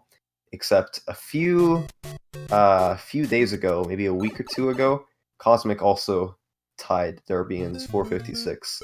And while all that was going on, Sumwest was quietly getting on these runs that were on pace to beat the world record, and then having them end in the last level.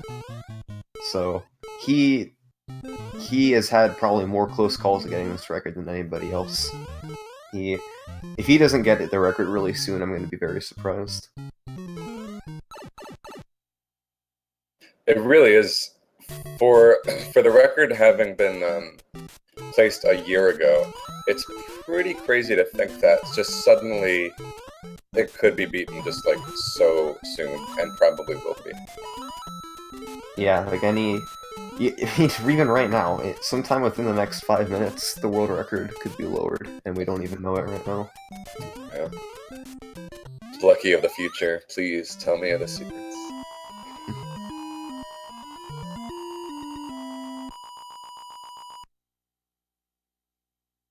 Cosmic and Darby. Oh no, Cosmic's practicing, and Darbian is in 4-1 right now.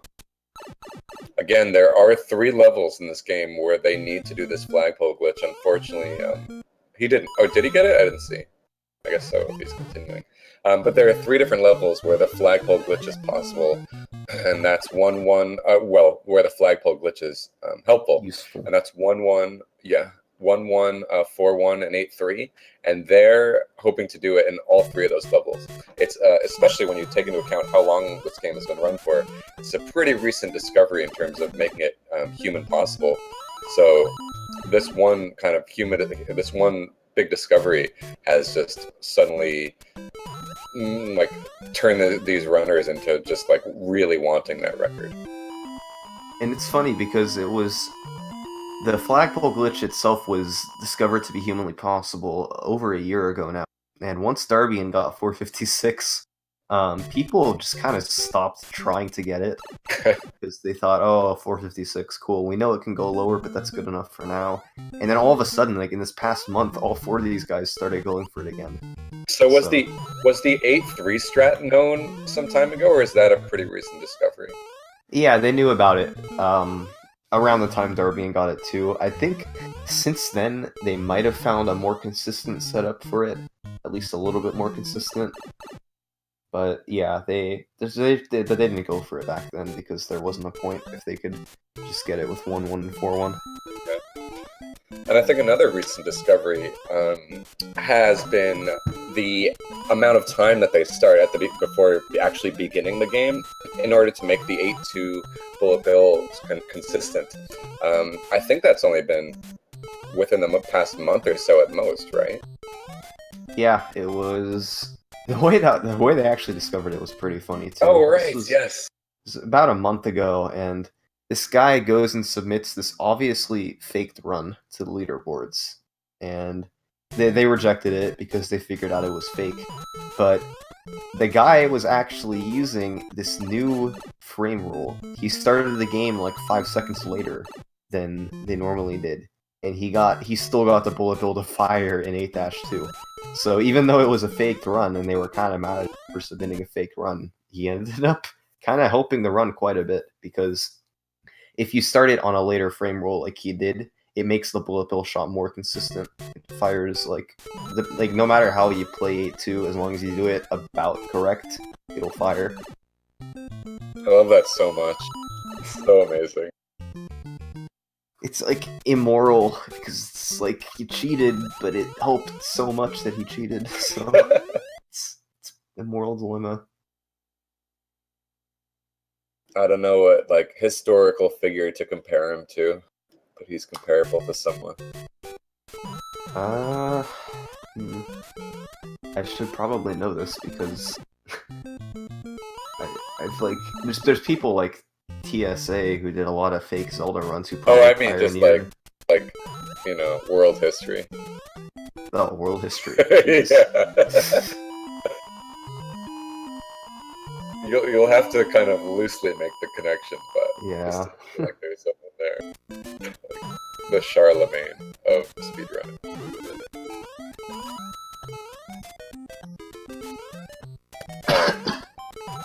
Yeah. 4-1 now for Sunless. Just a few seconds away from attempting the flagpole glitch. And he gets it. So that's the second flagpole glitch of the run for Sunless. He previously did it in stage 1-1.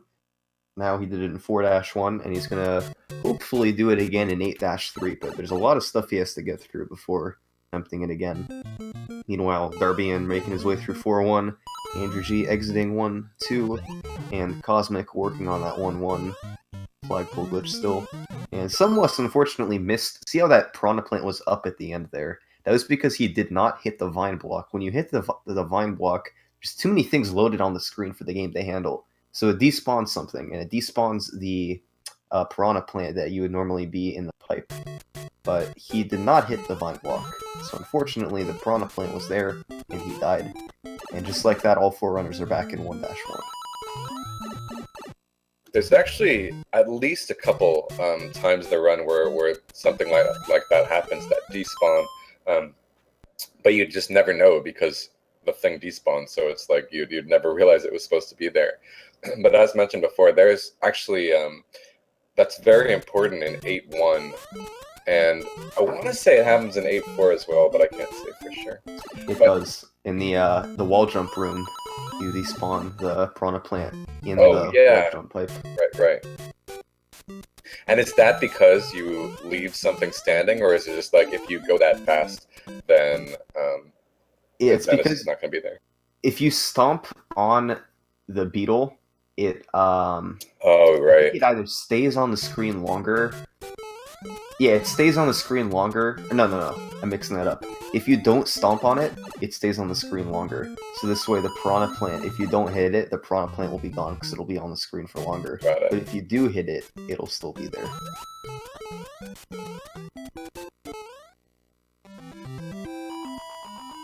Got Cosmic working his way, he's going for a little trick here where he jumps over the 1-1 flagpole.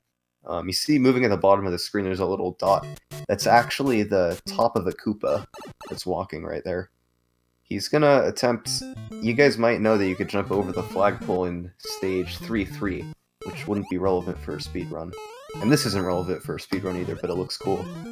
But there's a way to do it where you can jump right over the flagpole in the first stage of the game. Meanwhile, Sumwest finishing up 1-2. Darabin getting the flagpole glitch in 1-1.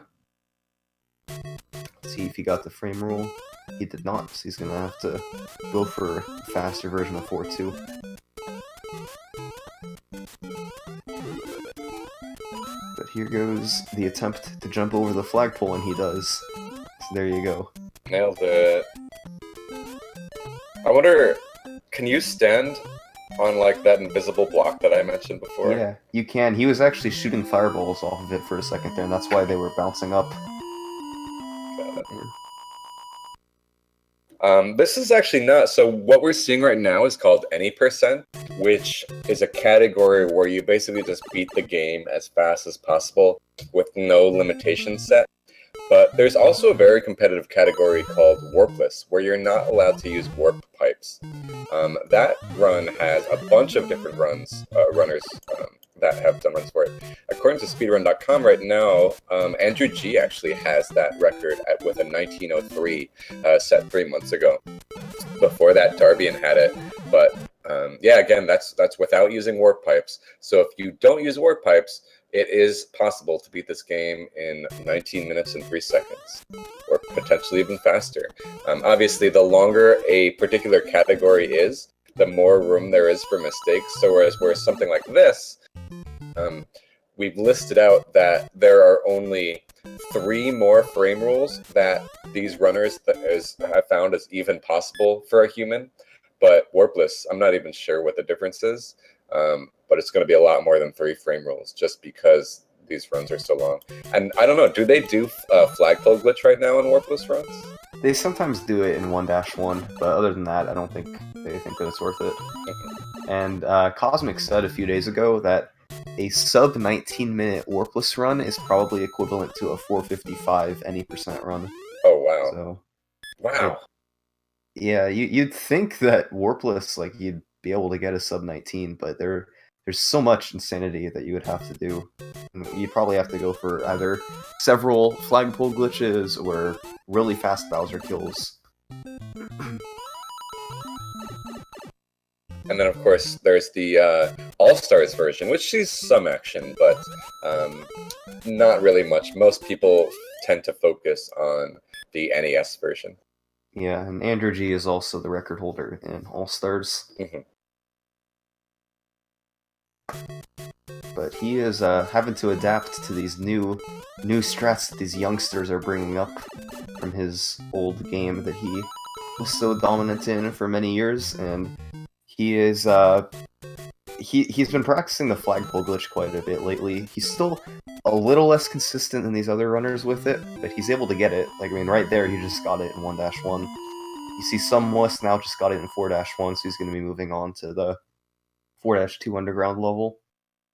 Darbian practicing something, and Cosmic working his way into 1-2. Someone asked what the best run is of the night. I think actually it might be Cosmic's race run, right? Yeah, with a 458. I Yeah, think.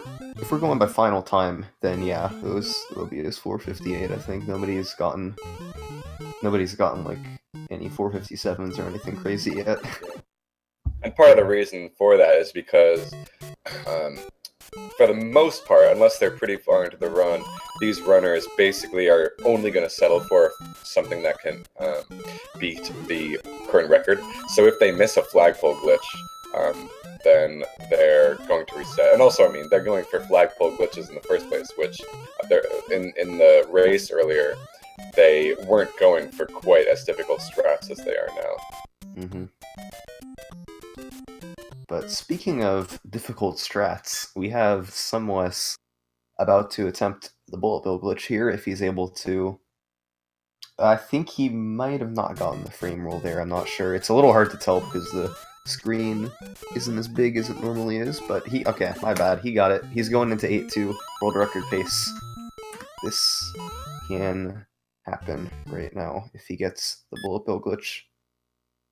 Just needs to make sure he hits the right Koopas here. Don't want to fall off any of these platforms. Jump over this piranha plant. He gets it. Stomp those two Koopas, and he missed the jump off Right of into the the bullet. pit, man. It's a rough way to lose it. Yeah. So still only that one run past 8-2, and it was from Darbian. Yep. You might have seen a moment ago that Darbian was doing some save state practice. If you're not too familiar with speedrunning, often what people will do to practice as optimally as possible is they will do what's called use save states, which means kind of save at a exact particular point of the game, and then just drill the same section over and over to make sure that they have it in their muscle memory.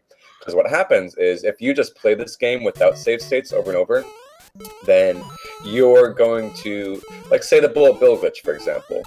Even if you get the bullet bill to spawn, it takes an annoying setup, and then you're going to need to do a difficult set of inputs to even have a chance at pulling off the glitch. But if you have this save state, this kind of point in time where you've automatically set up the bullet bill glitch and you're just about to execute the difficult part of it, you can practice that part as much as you want. So it kind of gets ingrained in your muscle memory. And then once you actually are on a run, and say like 5 minutes later or whatever, or well, 4 minutes later, you're in a run and you execute the bullet bill glitch, it's still kind of in your muscle memory. So it just makes these difficult segments a lot easier to practice. Yeah, almost every big speedrunner for NES games nowadays uses a power pack if they're playing on console. Mm-hmm. It's such a useful tool, and before a few years ago, it wasn't available. If you wanted to practice, you just had to load up the game and manually go to that section and do it over and over. Absolutely. If you guys are just joining in, to give you a bit of background on what you're seeing right now, here on Speed Gaming, we hold these Chase for the Record events where we get the best runners of a particular game together and just kind of try and beat this long-standing record that's very difficult to beat, and just see if we can do it. So right now, we've gotten some of the best runners together of Super Mario Bros., the classic, with one of the most coveted records there is. We want to see if tonight we can beat that record, which is tied right now. You can see in the middle there, tied by both Darbian and Cosmic D at a 456.878, with Sumwes right behind, one frame behind his run is, with a high 456. All these guys want these records. They all have long kind of histories of running this game. They all want it. They all know how to get it. And so they're just kind of giving it their all to see if they can beat that record. Just while we're talking about it, the three runners, Darby and Sumwes and Cosmic, all have a 456. There's actually a fourth guy with a 456 who is not playing right now, and his name is Stuck in a Plate.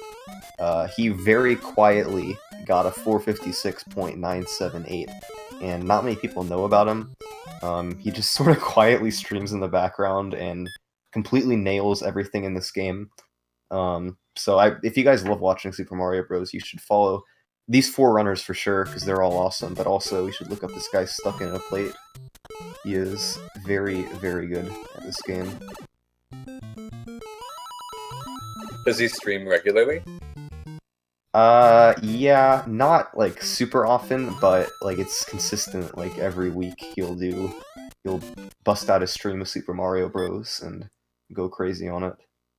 Cool. Yeah, there are a lot of people just kind of that have contributed so much to the history of this game. And given that it is the game that it is, there are a lot of long time runners from forever ago that just kind of have their place in this game's history.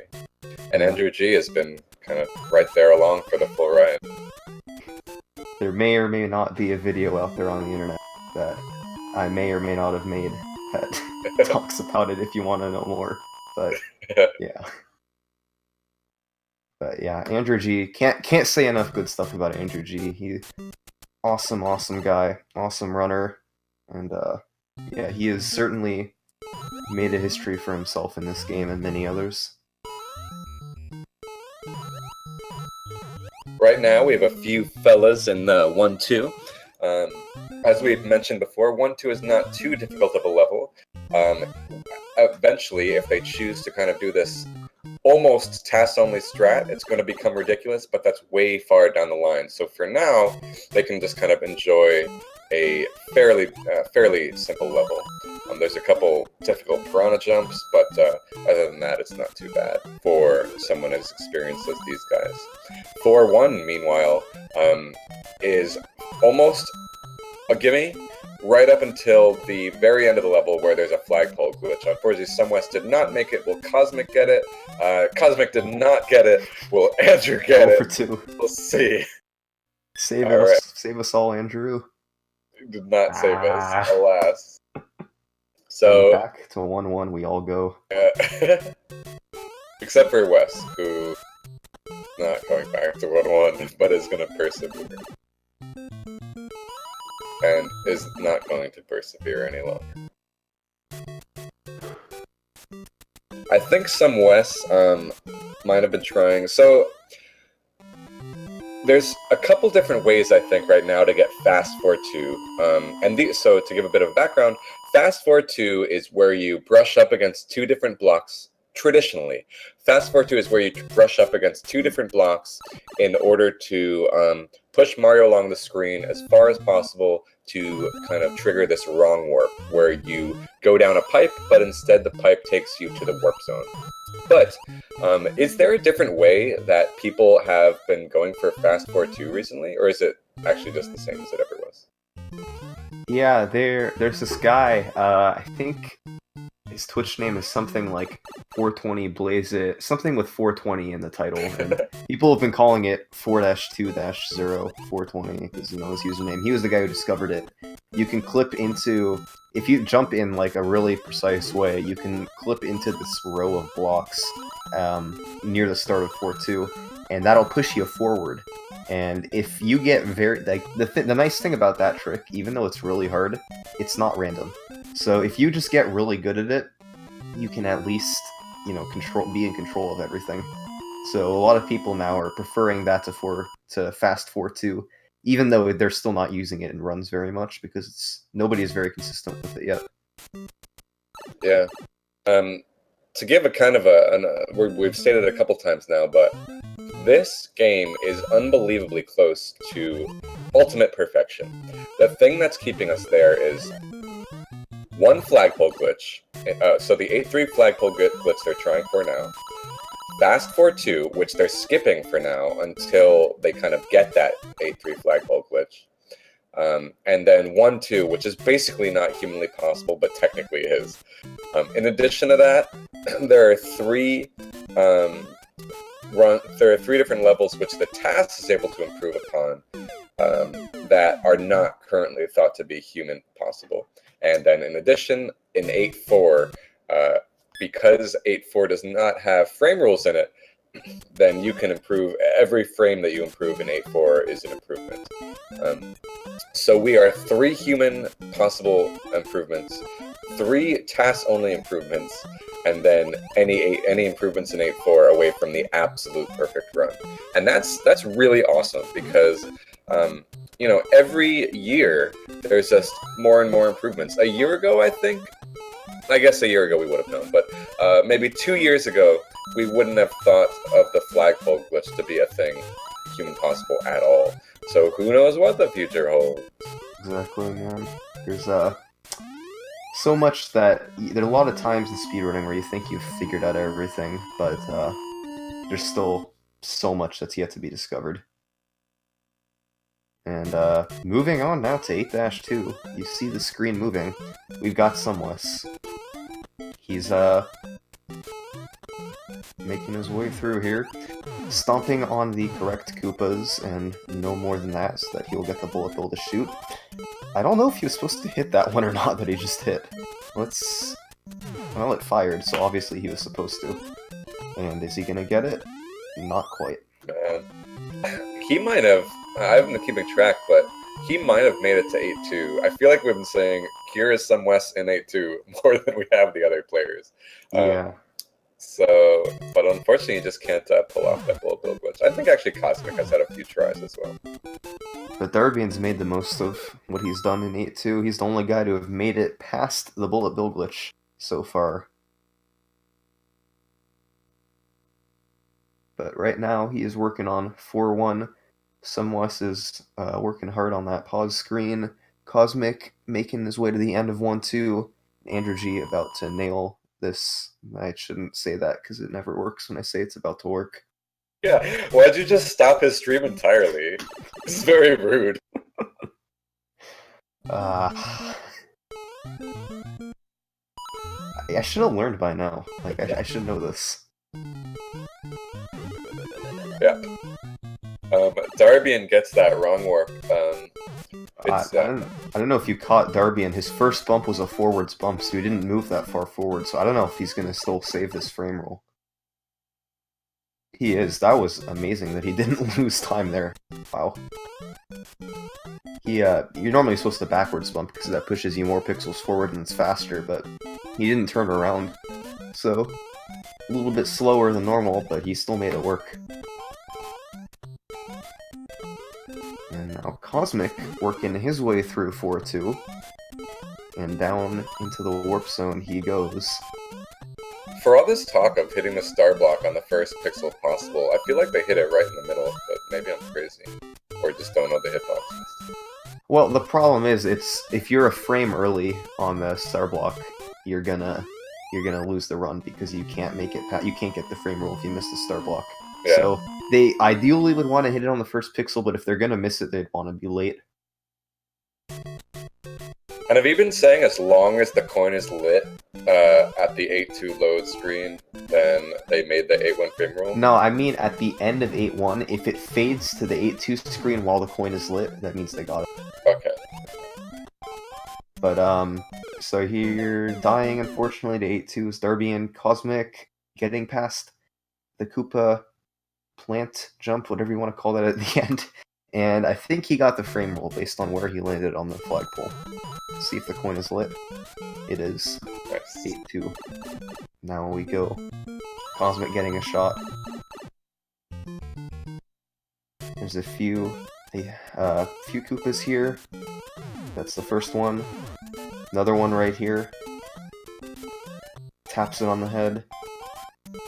Yeah, doesn't quite get over it. I don't think that it's going to fire. If it does, he'll be very lucky. It's still fired. That's interesting, but couldn't do anything with it. Stuff got in his way, and he's going to have to be sent back to 1-1.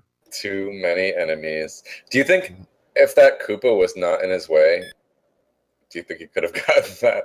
He could have. I think it probably would have only saved him one frame roll, if any at all, because he kind of had a slow start, like with the pipe jump, he kind of brushed up against it. But he maybe could have still made it work. Hard to tell. And then remind me, hitting the Koopas in 8-2, does that adjust subpixel, or is it just kind of like general bullet bill like manipulation? Yeah, it controls when the bullet bill fires.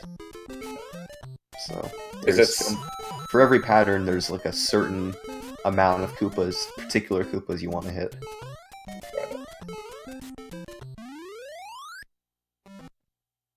One thing I like about lost levels that this game doesn't do is that so we already mentioned that the way fireworks work in this game is that if your timer ends with a 1, 3, or a 6 when you hit the flagpole, you get fireworks, which slows your game down, which slows your run. But in lost levels, I think it's actually the ones digit of your timer. If if it matches up with the ones digit of your coin counter, I think, then you get fireworks. Is that right? If you happen to know. Yeah, it's the ones digit of the coin matching up with the ones digit of the timer. So you actually kind of, unlike in a speedrun where you're always going to have the same amount, the same number on your timer on the ideal run, you can actually collect like a various amount of coins. So you actually, in Lost Levels, which is the sequel to this game, you have to kind of watch your coin counter, and if you accidentally collect an extra coin, or if you miss a coin, then you have to adjust according to that, or else you'll lose time to fireworks. I thought that's a pretty neat idea. Yeah, it sort of adds this whole crazy other element of running lost levels that you don't even have to consider with this game. Makes it just because as if lost levels isn't hard enough, there's just another thing for you to worry about on top of it all. Yeah, tons of great runners for that game as well. A lot of whom you're seeing on screen right now. Needless to say, because the kind of physics engines are so similar, and it just, to some extent, feels like more levels, the Lost levels. There are a lot of shared runners between the two games. Yeah, Lost Levels, Cosmic is actually the world record holder for that. Darbian used to have the world record. Andrew had the world record before Darbian. Sumless has a PB in it. And famous Legend of Zelda world record holder Lack Attack is actually second place in Lost Levels right now. He's actually a really good Mario runner too. He's good at pretty much any game he plays. But anyway. Yep. Back to the runs here. We got Cosmic making his way to the end of 1-2. Andrew G, unfortunately, he didn't mess up Flagpole Glitch, but he messed up the jump leading up to Flagpole Glitch. He brushed up against the bottom block of the staircase. Fortunately, having to reset there.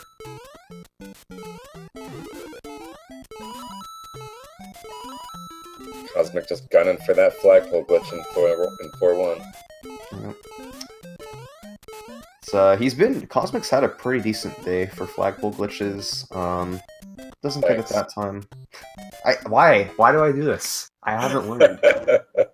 I think after every time I say it, I think, oh, okay, I just remember I won't say anything good about these guys. And I always do. So anyway, Sumwest has been absolutely terrible at flagpole glitches today. Just complete garbage. There we go. Alright. We found the trick. Got it. We're back. Two runners making their way out of 1-1. Cosmic and Sumwest both. Darbian hoping to join them. Not quite. Cosmic actually had to reset. He was a little bit too slow in the underground section. But we still got Sumwest now. Andrew G, I don't know quite what happened. Oh, there we go. His stream's back up. And Sumwest dying to the Piranha Plant jump, the pipe jump, that kills so many runners. And back to 1-1, these runners go. Since we are all in the lovely World 1 right now, if anyone does want to throw us a few questions about kind of either what this event is or just specifics about the game or its history, we'd be happy to field them. Definitely. We still got about an hour to go left in record attempts, so still plenty of time for anyone to do some damage here to the record. But please ask away, everyone. Cosmic getting that one up just in case anything should go wrong. How many total hard tricks are in this run? An interesting question. I think it's 184. Last time I counted anyway. There might be more now. I counted it actually before we started streaming. I thought someone would ask this question. I got 187. Oh, damn. It varies from person to person, you know? Yeah. Yeah. No, in all seriousness, the hard tricks, Flagpole glitch, you got 3 of those. Those are some of the hardest glitches in the run. Bullet bill glitch is incredibly hard, of course. Even stuff that looks trivial for these guys, like pipe jumps, if you load up the game and try to do a pipe jump right now and you're not, like, one of the top 10, top 20 runners of this game, you're probably gonna fail it. So much stuff that these guys make look easy that incredibly difficult. Garrison, my favorite stage, I think it's probably either 8-1, just because the jumping is fun, or 8-4 because it shows so much variance in the game. Probably 8-4. There's a lot going on in 8-4. BBQ Sauce, right now my favorite speedrunner to watch, and actually for a while, has been Darbian. He's a funny dude. Yeah, he is a good dry sense of humor. But all of these streamers, man, I love watching all 4 of them. Here we go, got Some Wes 4-2. He got both of the flagpole glitches because he is very consistent at them. See what he's gonna do here. Gets the first bump, gets the second one, and does not get the third one. Too bad. So back we go to the title screen. I know what a title screen it is. Truly is. Just throws the title right in your face, tells you what you're playing. Don't need any music. Just set the scene. Here we go. Gives you a little bit of a kind of a demo in case you just need some ideas on how to go about playing. Yeah. Because the way you want to play this game is just walk without running and then get hit like 10 seconds in and then reset the game. And do the same thing. Yeah, that's how you do it.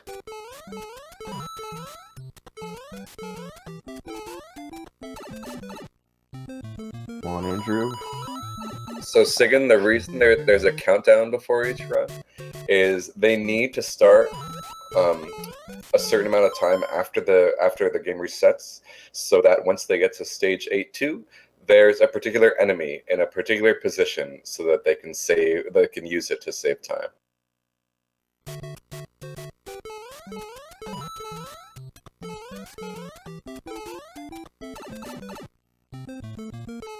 Since Thurb and Cosmic have both tied, can you explain the new exploit to better their time?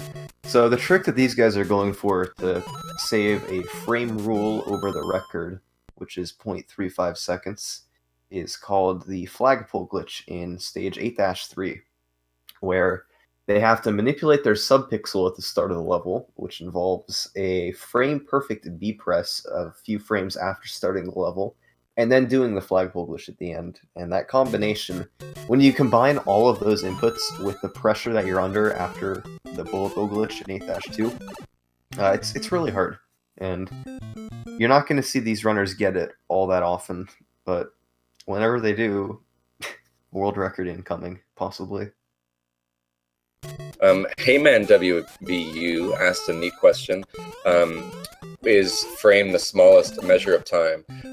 It basically, so the way you can kind of measure the challenge of a particular trick, you may hear people saying it's frame perfect or pixel perfect. Those are when a trick is frame perfect, then it is like the smallest unit of time. You only have the smallest unit of time in order to execute the trick.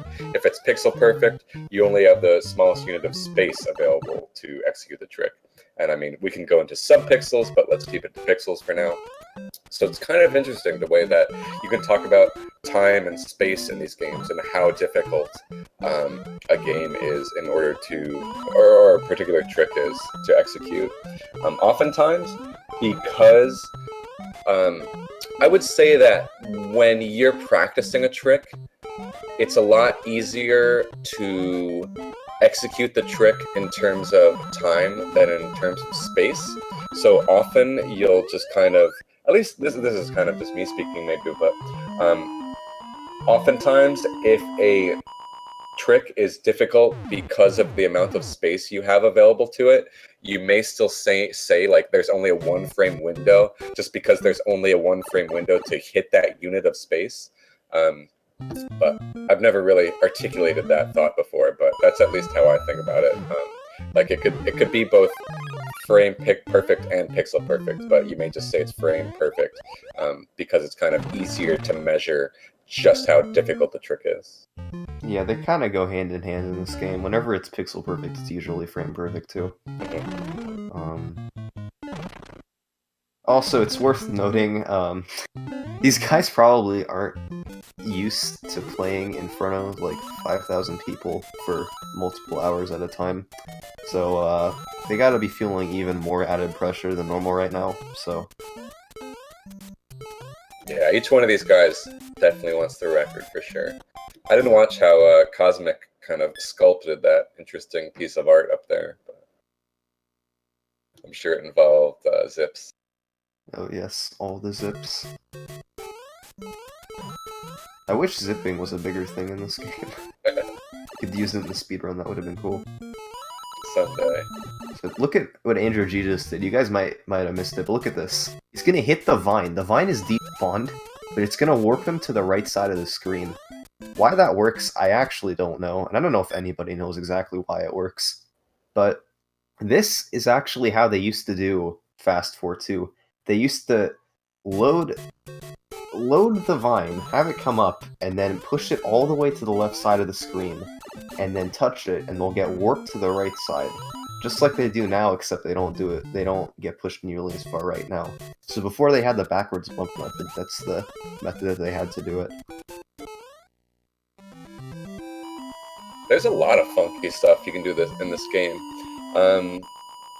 We talked a bit about the wrong warp and how if the screen is kind of at a location where it knows that if you go into a warp, it should take you to a given location, but Mario is in a location where he can kind of access that warp point at a point where it can't usually be accessed, then it will take you places you wouldn't normally go.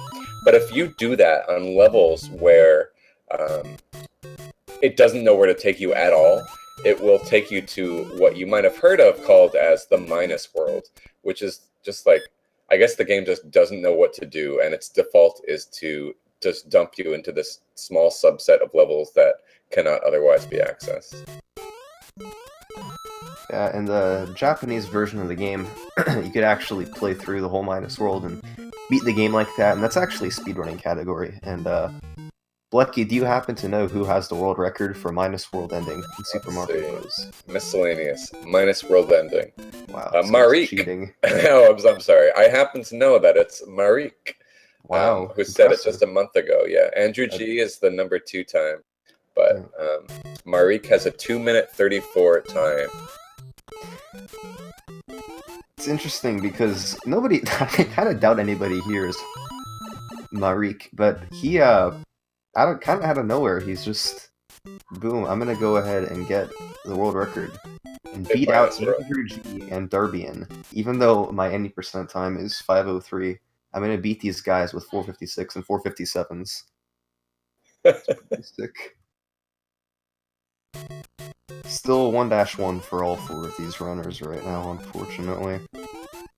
Feel free to ask any more questions, chat, that you may have. Another fun fact that's really more fun than it is a fact is it doesn't matter if you used any of those different types of carts, Super Mario Bros., Duck Hunt, or World Class Track Meet. I think Darbian actually prefers to use the Duck Hunt or World Class Track Meet because it lets you start the game at a specific time instead of going with the reset. Yeah, for a while, like before Sunwest was around, the top 3 runners, Andrew G, Darbian, and Cosmic, they all used a different version of the game. Andrew used the standalone cart, Cosmic used the Duck Hunt cart, and Darbian used the Duck Hunt and World Class Track Meet cart. And from what I've seen from Sunwest, he usually uses the 3 cart, the World Class Track Meet and Duck Hunt cart, but I think I've also seen him use just the Duck Hunt cart. So It's not a very important decision, but it kind of settles it that the 3-part cartridge is definitely the best one, I guess. So Felix YZ, what causes the flagpole glitch to work? In very short summation, you basically hit the flagpole at its base in such a point where it just immediately kind of, you probably explained this better than me.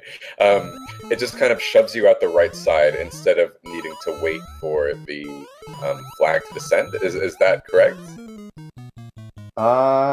Yeah, the exact specifics of the trick, I'm not quite sure of, but you clip into it, and whenever you like press left while you're partially clipping into a block, and you do all the inputs perfectly, you sometimes go all the way through, but you can't go all the way through that block, so instead, for whatever reason, the game decides, well, okay, you hit the flagpole, but we're not gonna lower the flag. Not really sure why, but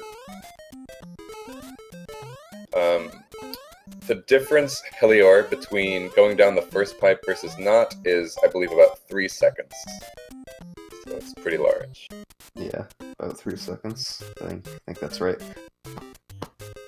All right, so Cosmic missed the 4-1 flagpole glitch. Darbian is going to give it a shot here. Somewhat. Hopefully gonna be getting there soon too.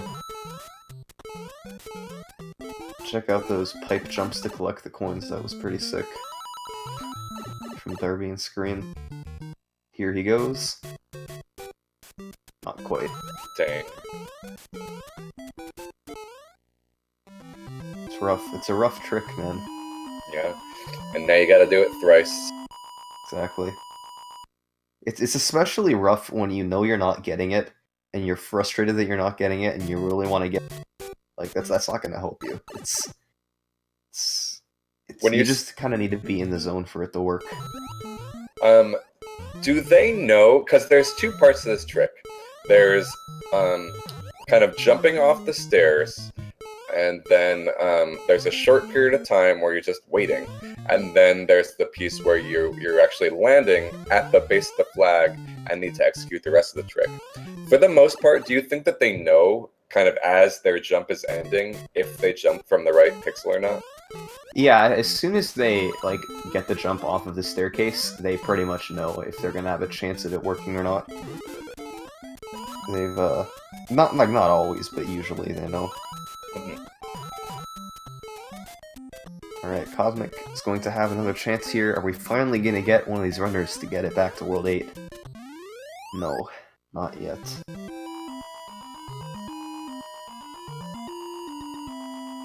In a bit of a slump right now. Nobody able to make it too far.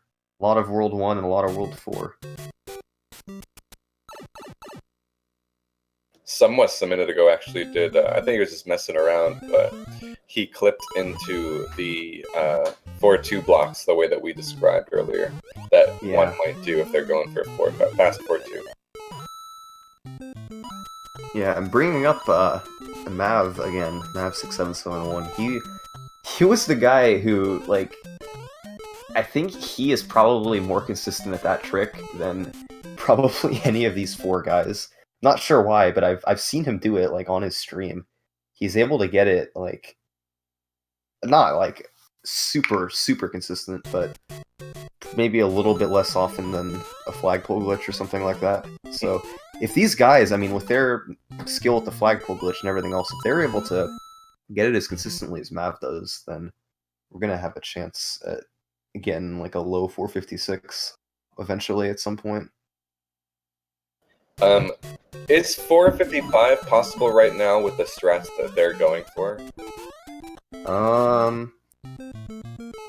The path to a 455, it will involve doing all the flagpole glitches, all 3, the bullet bill glitch, fast 4-2, and the 1-2 pipe clip, or leaving out the 1-2 pipe clip and then going for an absolutely perfect 8-4. As good as you could possibly do it, theoretically, by a human, pretty much. Yeah, so Darbian's record is 4 minutes 56 seconds, and then forget that because and 878 milliseconds. Every frame rule saved is 0.35. So if we had the flagpole glitch plus fast forward 2, then that's another 0.7, right? So that brings us down to 456.178. Yeah. So I guess as long as you beat Darbian, as long as you do both of those things and beat Darbian's record by like a fifth of a second, then you could have a shot at it. I forget how amazing his 8.4 was in his record, so I don't remember how kind of realistic that would be. It's good. It's not unbeatable, but it's nobody's been able to beat it on 456 pace yet. So, but yeah, it's for these guys it's beatable, but certainly a very, very good 8.4 still. Looks like we got Darbian though having another shot at the flagpole glitch. Cosmic a little too high. Andrew G working his way up as well. Are we finally going to see a runner make it back to World 8? Those piranha plants are getting lonely. Alright, the piranha plants will once again have some friends.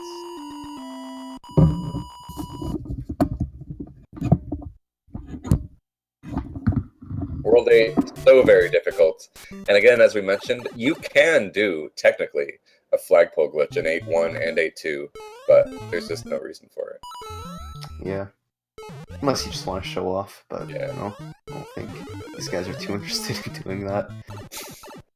There we go. 4-2. Darbian executed the trick. We're moving on. As long as he doesn't do anything bad there, and we are in World 8 on world record pace. So here we go. 8-1. You're going to be seeing a lot of pipe jumps. He lands on the corner of the pipe and jumps over the plants. Like that. That's one. He's going to do another one right here. And he gets it as well. So, stomping on some enemies. Despawns the third Goomba there so we can jump through. Hits the star block. Looks good. One more pipe jump here. And he nails it. So now there's one more tough jump at the end of 8-1 here that he needs to nail. And he's going to need to land after the third Koopa and before the pipe. Right here. And he does, successfully. And did he get the frame rule? I think he did. Based off of that flagpole grab, it looks like he did. We'll see if the coin is lit on the fade out here. It is. So 8-2, world record pace. Make the screen big. Let's go for the bullet bill glitch. So, one Koopa stomp right there. Second one right here. Over the pipe. Two more stomps. And bullet bill.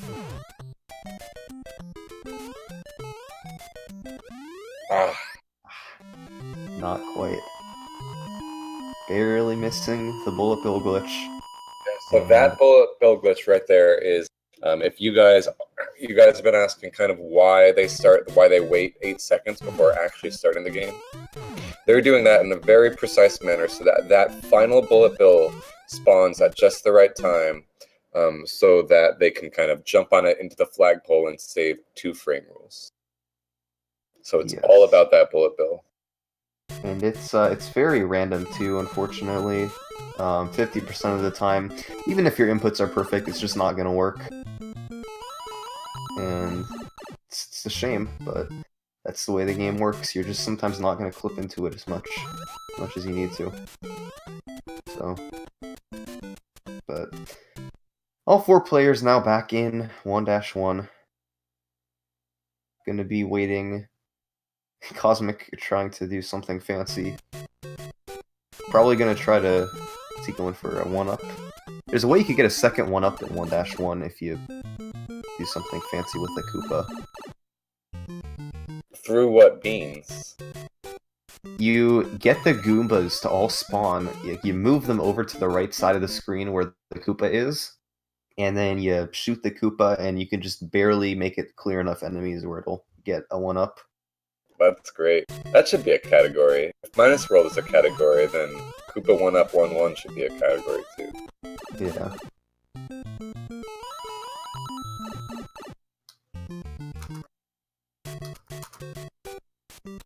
Yeah, every single level in this game has some kind of challenge to it, as we've mentioned, and they tend to be quite different. 1-1 has its underground section, followed by the flagpole glitch. 1-2, not too bad. It's got a few precise piranha jumps, but luckily you have a handful of frames before you can miss the frame rules, so you can kind of safe it out if you need to. 4-1 used to be simple, now has the flagpole glitch. 4-2 used to be impossible, now has now you can do the kind of easier version. And then 8-1 through 8-4 are all unique and highly difficult levels. There's just no end to the difficulty in this run. Like, whenever you think, oh, now we're gonna get a breather, it's just 4-1. Boom, you gotta get a flagpole glitch or else the run's dead. And boom, you gotta get those swag coins to impress the audience. But that's the real challenge. It automatically doesn't work if you don't get the swag coins. Yeah. I wish that if this was Lost Levels, then I wish you would have to get those swag coins, or else you would face the untimely fireworks. That would be good.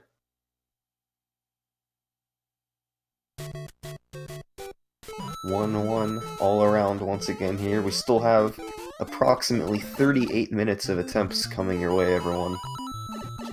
All we need is 5 minutes for a world record, so plenty of time for these guys to bust something out. Flagpole glitch for Darbian. Let's see if Simwes is gonna get it here. Not quite. He messed up the setup, I think. Cosmic as well, messing up the inputs at the flagpole itself. And how were you able to tell that? I didn't look like he clipped, or it looked like he sort of clipped into the block. I can't tell perfectly. It's kind of just my best guess, but if it looks like he's clipping into the block where it would work, and then he gets sort of ejected to the left, then it probably means he did everything right until the very end. Cool.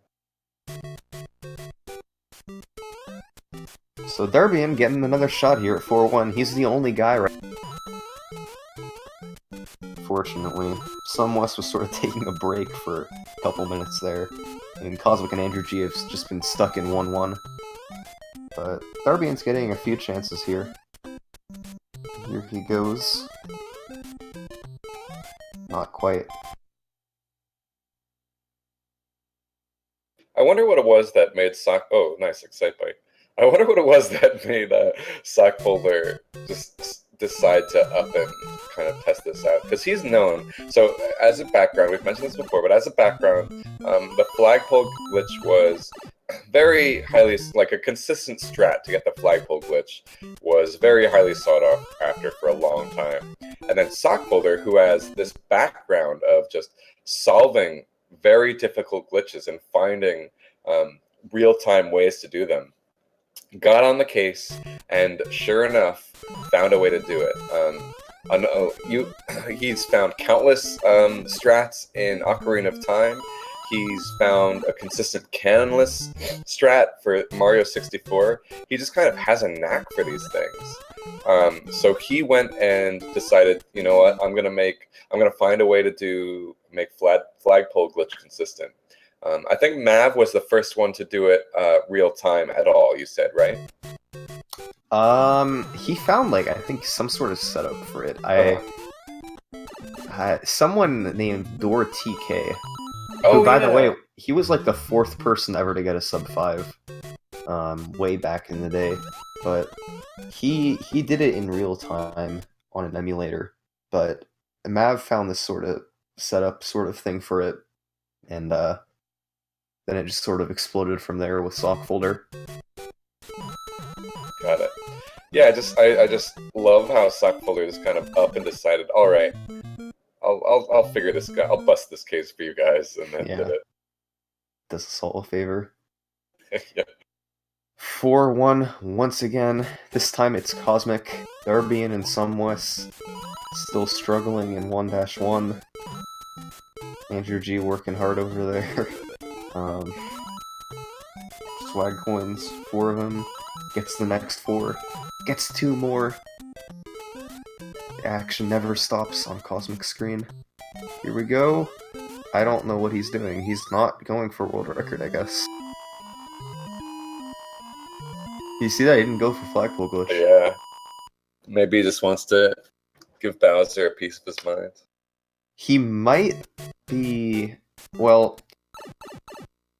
He's probably just, like, going for a decent run now, but he might be opting to go for the 8-3 Flagpole glitch instead of the 4-1, and just trying to beat record with a better 8-4. Oh, yeah.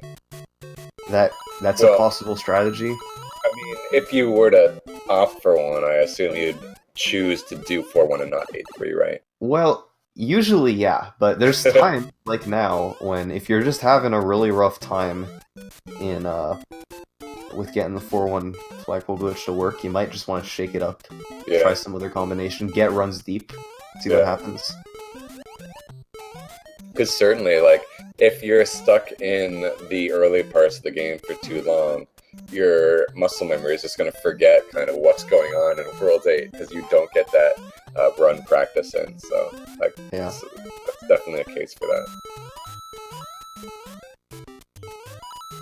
Hence why a lot of people like to do no reset runs, just so, I mean, for one thing, so you can play through the game and just have some fun with it, but also because it just allows you to kind of see the later part of the game and get some practice in on that. So it's going to be interesting to see here. Is he going for Bullet Bill glitch? Let's find out. He is, so that's why he stomped that Koopa. He is going for the Bullet Bill glitch here, going for 8-3 Flagpole glitch after. I like this shakeup of the strategy. He's got to do something. And that's the Bullet glitch. Yeah. Alright, it worked out for him. How about that? So just nobody should ever do the 4-1 Flagpole glitch. That's the solution. So now 8-3. If he gets this, it's world record pace. But let's see if he got the setup. I don't know if he did or not.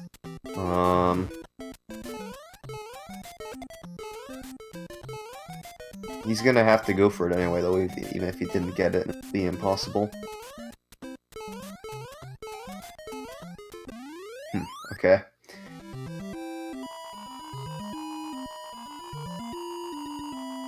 Not quite sure what he was doing here. I think he's just, it's probably not a world record thing, or else he just is going to show us the 8-4 of 1,000 centuries. Yeah, that could be.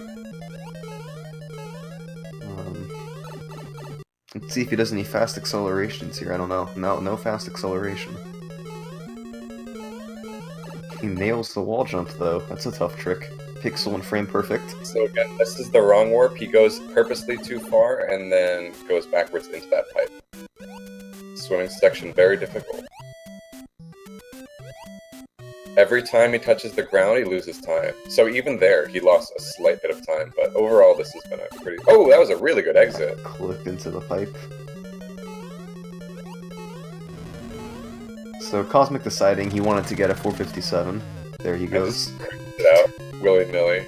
Really solid time. But obviously, like, that is a crazy, crazy time. That would be 5th place if it was run today. It was really awesome of him to kind of showcase those strats. The only things that he omitted were from the strats that they're doing, or the 4-1 and 8-3 Flagpole glitches. And it's like, he just went ahead and did that. Like, he just said, okay, I'm just going to finish a run without these 2 Flagpole glitches and see what kind of time I get. And he gets in 457. That's unbelievable. Crazy stuff from Mr. Cosmic D12. Yeah, I think that's the second Bullet Bill glitch we've seen on stream tonight. And meanwhile, we have Andrew G sitting on the staircase, somewhat practicing. Cosmic on the game over screen, or the game ending screen. But we got Darbian going at least here. Doing some record attempts. Guess we should just focus on Darbian, so... I disagree. It's time to focus on Andrew. Ah, God, please no. We just saw a hint of it. Just put it up for a second and put it away. Just a taste.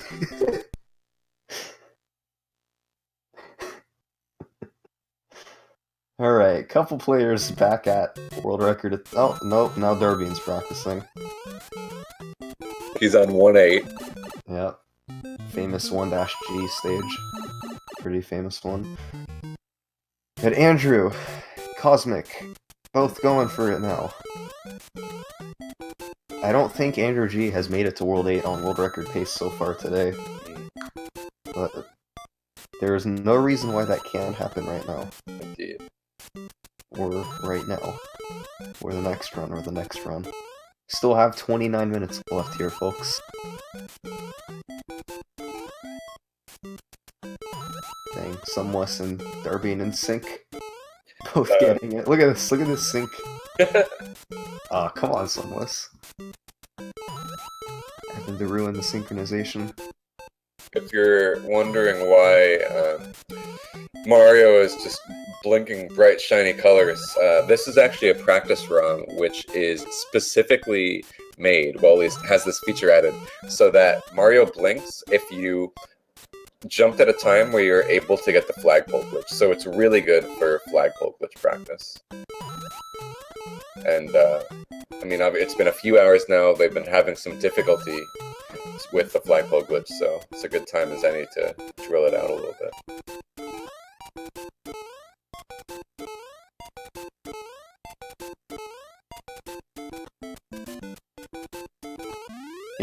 Yeah, go ahead and ask the questions, guys. Someone just mentioned this would probably be a good time for any questions, because a bit of practicing and 1-1's going on.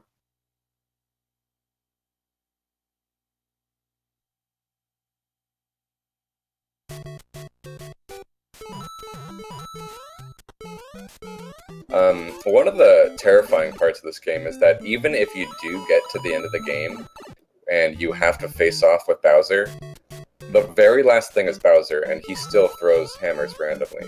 It's terrifying to reach him. Yeah. How does fast acceleration work? I mentioned this probably an hour or two ago, but yeah, you face to the left for a frame, and then you jump to the right while still facing to the left, and you accelerate faster when you're looking backwards, so you get a few frames faster right there. And the only time that's really useful is 8-4, but that's a little too risky to go for in a run of the game, unfortunately. Until you need it. We used to think that you needed to do that to get 456, but then Flagpole glitch was discovered, and that sort of blew everything open again. And the reason people do fast acceleration in 8-4 real time is just because it's not on even ground. Is that right? Yeah, I think that's accurate. Yeah. Because even when you're coming up from a pipe, it's not even ground because you have it low. In Lost Levels, which has the same physics in terms of backwards acceleration, there's actually a Bowser level where if you just hold right, you just kind of fall. You do this very awkward kind of fall downstairs into lava. So that especially is really good for real-time backwards acceleration.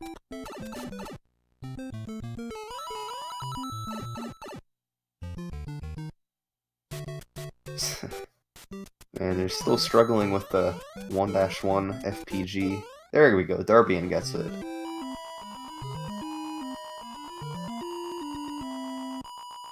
Still got time, guys, still got time. Plenty of time left here. Literally, you guys don't even know it, but 4 minutes from now, 4 minutes and 20 seconds from now, Darbian could have the new Super Mario Bros. World record. And you guys don't know this either, but 5.5 seconds right from now, Andrew could have the dragster record. You mean 5.51 seconds, right? Yeah, sorry. My bad. 5.5 is impossible.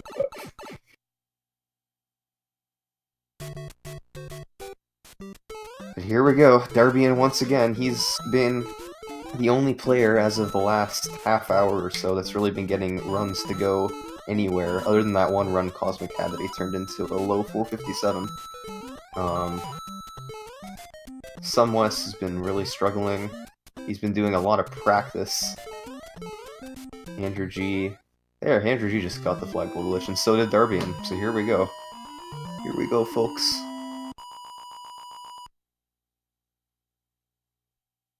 So, back to 4-2 we go for Darbian. Yeah, so a reminder of what Darbian will have to accomplish. He'll need to kind of brush up against 3 different pipes or walls so that Mario budges forward on the screen. It's difficult to see. And then he'll need to stop at the loosely correct pixel, go down, and kind of gets wrong warped into the warp area, which is where he is at right now. And from here, he should be able to easily make it into World 8 and give this an honest shot. And same thing with Cosmic right here. He just made it past 4-1 as well, so we're gonna have a couple players here with a shot. Nope, never mind. Here goes Darbian with the pipe jumps. Gets the first 2. I got one more pipe jump coming up here, which is probably the easiest of the 3 pipe jumps. Again, talking about Darbian's screen here. Upper right corner. And he gets it. So, one more tough jump that's not a pipe jump. We have the... You could call it the Koopa jump, whatever you want to call it. It's a tough jump that he just did right there, where he lands in front of the 3 Koopas and behind the pipe. And hopefully he got the frame rule here. It's very tight to see if you're going to gain or lose the third of a second at the end of 8-1, but he did get it.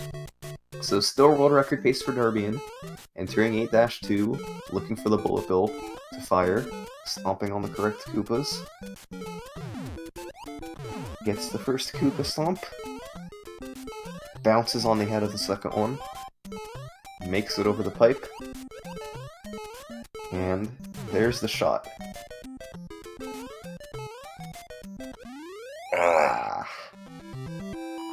So close, man. It's such a precise trick. Yeah, my eyes were sparkling with promise. It's a shame. And again, unfortunately, while the bullet bill glitch does save time in terms of if you do it correctly, it saves 2 frame rules. Unfortunately, there's such a large setup for it that if you end up missing it, then it's not like you can just continue with hope for the record. It's kind of an all-in trick where you waited for that setup, so you spent that time, and if you miss it, then it's never coming back. We'll get a good look at 8-4. So we can go kind of room by room of 8-4. Room 1 is pretty easy. Really nothing much to say about it. Room 2 starts off with a 1-frame jump. Immediately kind of follows up with a wall jump. So two deceivingly difficult tricks. Darbian gets the 1-frame jump and is now trying for the wall jump. Gets that too. That's a series of frame perfect tricks. It's kind of insane. He does a wrong warp, which is very similar to how it works in 4-2. The only swimming section you see in the any % run, where every single time he touches the ground, he loses time. So that's the main goal, is to not touch the ground ever. I didn't see him touch the ground at first. He did touch the ground very briefly at the end, but still perfectly fine. And then he just has to hope for Bowser, hope for Bowser, hope for Bowser, and not enough hope. Got Bowsered. Yeah, so that's what we were kind of talking about before is because in 8-3, something like 8-3, because you know exactly what frame you're entering on and exactly what frame you'll be on when you see each Hammer Brother appear, you'll know exactly what they're going to do. But Bowser, unlike the Hammer Bros, you're not going to know what frame you're entering his screen on because every single screen that level is so difficult. So he could be doing anything, and all you can do is, if he jumps forward, then you can kind of run under him, but otherwise, he's going to be throwing hammers into the air, and you just have to jump and hope that you jump between his hammers, or, interestingly enough, some of his hammers don't even have hitboxes, so you can potentially jump into his hammers, but not take damage. You can literally go through the hammers, which is pretty sick. One Cosmic. Just missing the 4-1 flagpole glitch, but Darbian is coming right back. Yeah, he's got a second wind here. Andrew G taking care of 1-1. I can't see Darbian's webcam right now, but I'm pretty sure he's just kind of in phase 2, where his entire face is red, his heart rate is at 130, and he's just pumping out these runs, getting flagpole glitches like so. Yeah, I would say 230 at least right now. Yeah. He is going off on the 4-1 flagpole glitch. Fortunately, bullet bill glitch has stopped him all but one run, but that's kind of what the bullet bill glitch does. It's a tough trick, and it's random as well. Only half the frames will allow you to get the bullet bill glitch, and you just need to get lucky that you're landing on the right one. But Darbian making his way into 8-1, 4 levels away from a world record.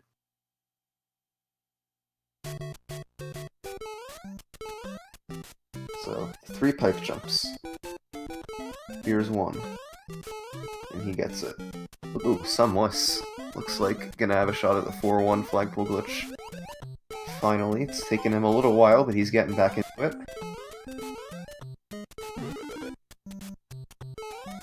Going for the kind of long middle pipe jump here, and he gets it. Darbian does, that is. Sumless doesn't quite get the 4-1 flagpole glitch. That's alright, because we got Darbian in World 8. Gets the last tough jump. And I think he probably got the frame roll there. Awesome. So soon after his previous really solid run, he's back in 8-2. Hoping for that bullet bill glitch. Again, each one of, like, every single movement and every single enemy hit here is so deliberate because it just manipulates how that bullet bill glitch at the end of this level is going to spawn, and so much decides on that, or depends on that. So here we go. This is it. Nails it. Alright. Darbian's phase 2 is really, really treating him well. So he's headed into 8-3. He needs to kind of start running on a particular frame to adjust his specific subpixel so that at the end of 8-3... Oh yeah, he didn't get it. So we knew when we saw those Hammer Bros and their placement if a world record was possible. I assume that he just wound up running off just so he could start over again. But either way, he knew that that was not going to be a record. Or wait, I guess I don't know what it was, because he could have still tried for a really solid 8-4. But I think he just ran off accidentally. Yeah. It's rough, but it'll happen. Yeah.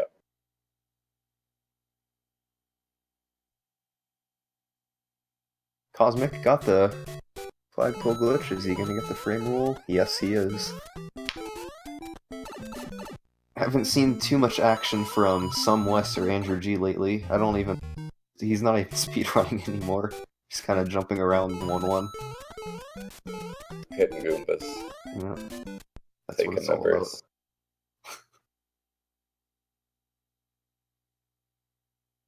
But Cosmic and Sumless in 1-2. They're getting off to a decent start. They're got a good underground, I think. That looked pretty fast. Of course, 4-1, which Cosmic is in, and Sumless is about to be in. Very, very easy level that any of you could do until the flagpole glitch at the end, which is very hard. Any of you guys out there watching could get a 340 on the timer in 4-1 if you practiced a bit. Fortunately, Cosmic does not get the flagpole glitch, though. For anyone who showed up late, the flagpole glitch, essentially what it does is it skips the animation from the flag at the top, sliding from the top to the bottom, so it just stays at the top, and then you walk to the castle, and it saves about 1/3 of a second.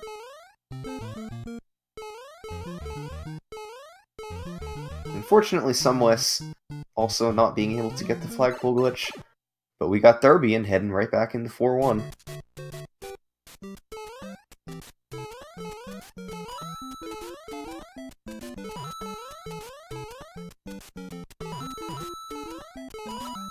So, getting the swag coins once again. Ever important swag coins. And doesn't quite get it. Had a 4-1 has just been so rough tonight for all these runners. Yeah. And it is, as we mentioned, it is the same kind of inputs required as 1-1 and the end of A3 if you set it up correctly. Indeed. But, yeah, I mean, flagpole glitches, they're not easy, man. There's a handful of runners that implement them in their... And there's a reason for that. It's insanely hard. Yeah. Like, when would you even want to start doing flagpole glitch? Probably not until you have a low 457, maybe?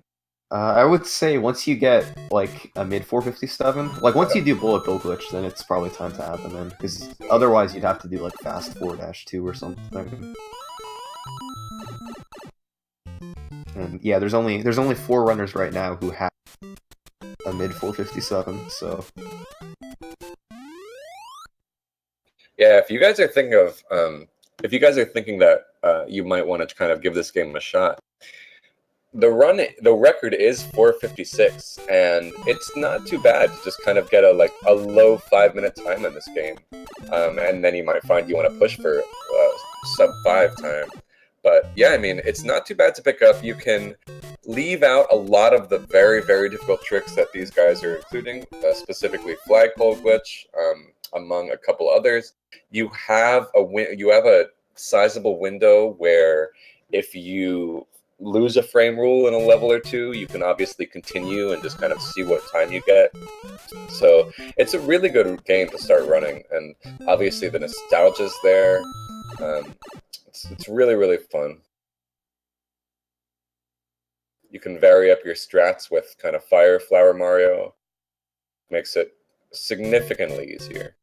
It's a great game for both beginners and people who have experience with speedrunning, because if you're a beginner, get a sub 6, that's a fantastic start to your speedrunning career. Good one to get under your belt.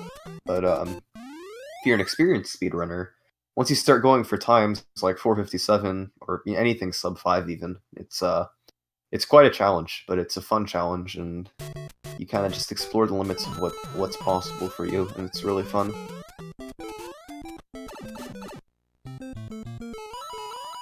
So, the only player outside of the first level of the game right now is Cosmic D12, who shares the world record with Darbian at 456.878.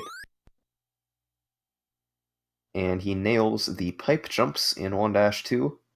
Those are harder than he made it seem. And into World 4 for Cosmic. I wonder if he's gonna do the skipping the 4-1 flagpole glitch strategy again. That'll be interesting. Time will tell, yeah. I didn't see what his what frame rule he started on, or else that probably would have told us. Mm-hmm.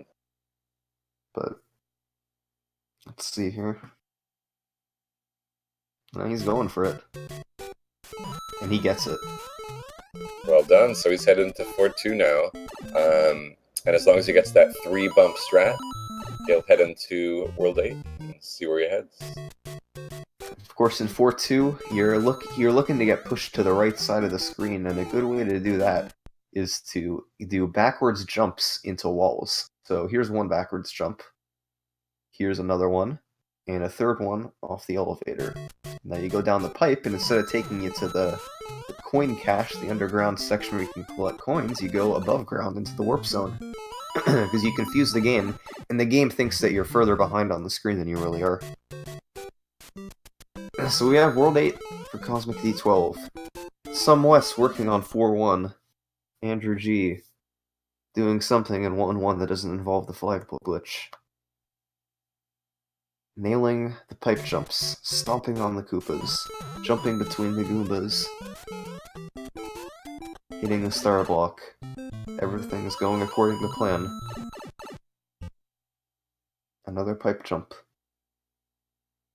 Fortunately, Some West just had his run die at the flagpole glitch. One more tough jump for Cosmic. He gets it. And I think he got the frame roll. But time will tell. And this was with the 1-1 and 4-1, right? Yeah. So yeah, he's tied with the world record right now. Yeah. So if he gets this bullet bill glitch, he has a very good chance at getting the record. So here we go.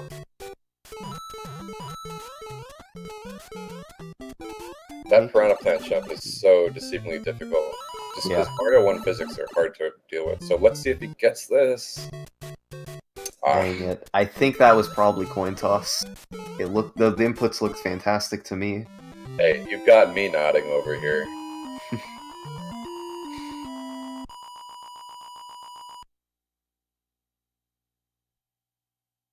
Tough stuff.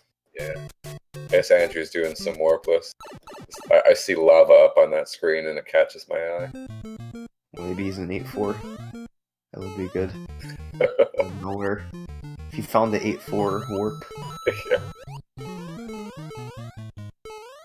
It's a wrong warp, but it feels so right. Exactly. It's interesting. This is Mario World and Mario 3. They both discovered game warps that warp you directly to the end credits. But this game, we found nothing like that. The only thing is the built-in warp zones.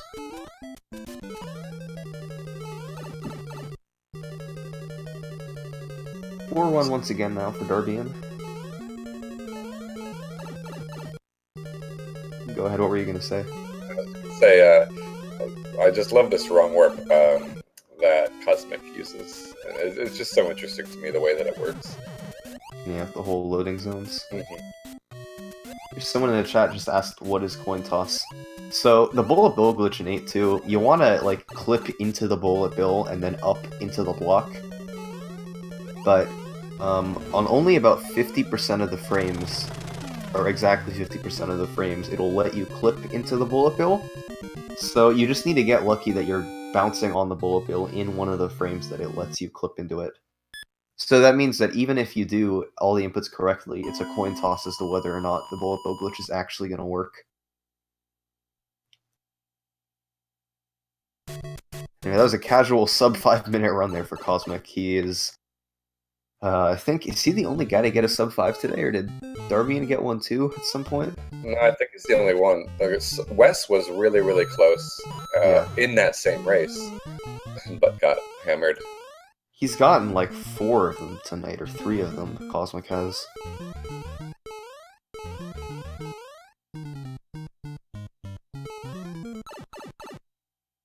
So coming up to the last 5 minutes of this event now. Getting the last few runs in now. Still time to get record though. And definitely, if you like ideas like this is such a fun idea where they just kind of get these awesome gamers together and try to go for a record that has either been kind of long withstanding or just kind of very, very high in demand. Get those guys together and go for that record. Really fun idea. So definitely give speed gaming a follow if that's something you want to see more of in the future. Yeah, and because these last couple that we've had, they've been definitely successes. There's been a lot of close calls and good runs, so I think there's going to be many more of these in the future. Some West just struggling on the flagpole glitches tonight, which is strange because he's normally like ridiculously consistent at the flagpole glitch. And the other night he got his consistency at the 4-1 flagpole glitch was better than 50%, which is kind of ridiculous. Yeah. So he's pretty crazy at the flagpole glitch, but it just wasn't his night tonight, unfortunately. Do you have any favorite levels in the warpless run in particular that kind of come to mind? I like all of the Bowser levels, the castle, because there's a lot that goes on with the patterns. That's when the patterns really matter. And then of course the Bowser fight with Fire Flower is pretty intense too. Do you have any favorites? I'm going through my list I made for my previous commentary for that run, and 3-2 was a lot of fun. I remember there was this fun little kind of duck jump combination that's neat. Yeah. Darbian sold me on 3-3 because if you're always running in that level, the coins match up with the music, so that's fun. Yeah, I remember that. Yeah, it's a fun run for sure. Last few minutes of the stream now. Somewhat making it out of 1-1.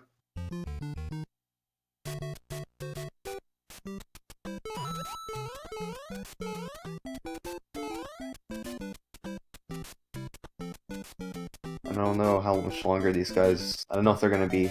anyone's going overtime or not. I'm probably not going to be able to stay for much more than a few minutes, though. Wes headed into 4-1. At the very least, like, you get enough practice, to say the least, from Flagpole doing Flagpole glitch in 1-1, that by the time you get to 8-3, you're ready to nail it. Someone just said Wes is a frame rule behind, so he probably missed it in 1-1.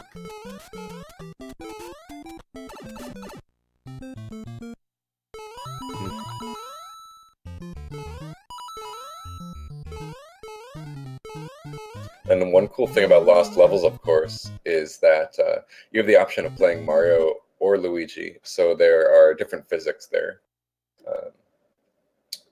Yeah. And then also, I think in Lost Levels, on the SNES version, you can actually kind of see more of the game without needing to replay it over and over again. So that's just kind of unlike in this game, where the two are very, very similar, and it does kind of add more easy-to-access content with All-Stars and Lost Levels. You can get through to D4 without needing to beat the game several times. Well, yeah, this game, when you game over, you go back to the start. Super Nintendo Lost Levels, you game over, you start at the same level you left off at. It's pretty sick. But getting the last few runs in here. I don't know when the cutoff's gonna be, but Somewest at least has a chance. He's past the first level. But it goes to show you guys tonight just how tough this game is at a top level. Even the best runners, the tricks are sometimes just too hard. Yeah. You gotta chain together so many tough inputs, so many precise timings. Be absolutely sure to follow each one of these guys, as well as Stuck in a Plate, because I don't think it'll be too long before this record goes down. What you guys should really do is go to the Super Mario Bros. Leaderboard and just sort from 1 to 472nd place and just follow all of those runners, because this game is just really an awesome speedrun. And if you guys don't run, you should just give it a try. You can learn it in like a few days. It's just really fun. And running at a top level like this is just crazy. 456 and everything.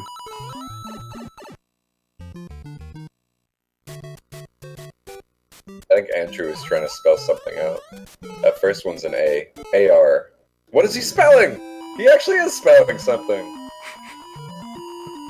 H-A-R. Hard. This game is hard. That. Ha. Hi. I don't know, man. It's Andrew G. Yeah. I think it was hat. I think Hat. it just hats. I have 2 runners in 4-1 right now, though. I don't know if they're on pace or not. I was kind of watching Andrew G, but Cosmic doesn't get Flagpole glitch.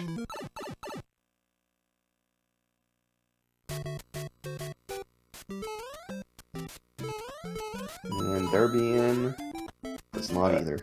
Yeah, for totally different reasons. Darbian hitting the flagpole. Well, I mean, I'm not sure what exactly the inputs were, but he hit the base of the flag, whereas Cosmic actually didn't make it to the flag. So it's like different kinds of reasons for not making that. Ooh, Sunwest. There we go.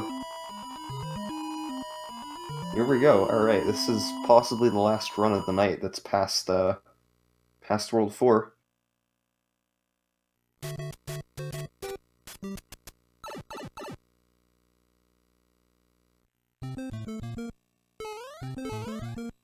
Brushing up against each specific piece so he can push Mario along. Oh, he missed the elevator. That is going to do it. So he runs on. Yeah. What happened there is he needed to, well, his strat was to hit against 3 walls so that he would move Mario along the screen, but he accidentally missed the 3rd one. Technically, he might have been possible for him to continue, but I don't know if he just kind of, I don't know if he was just set back by that mistake or what. It's yeah, hard he wanted to bump off with one of the last pipes to get it to Yeah, work, but true. yeah.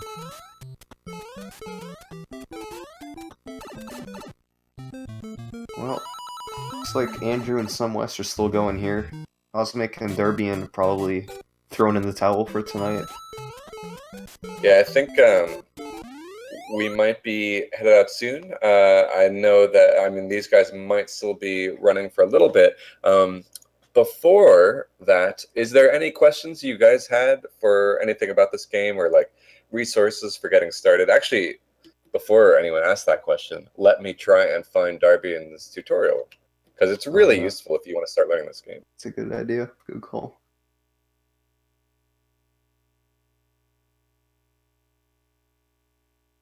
It's maybe a little out of date at this point, but yeah, unless you want to go for Flagpole glitch right off the bat, it probably has just about everything for you. This game had a sequel in Japan. It's called Doki Doki Panic. No, just kidding. There was the US version of this game, Super Mario 2. Oh, well, I know you're kidding. But the US version of this game, if you didn't know, was actually a Japanese game called Doki Doki Panic, whereas Japan got a game called Lost Levels, which we didn't get until we saw it in All Stars.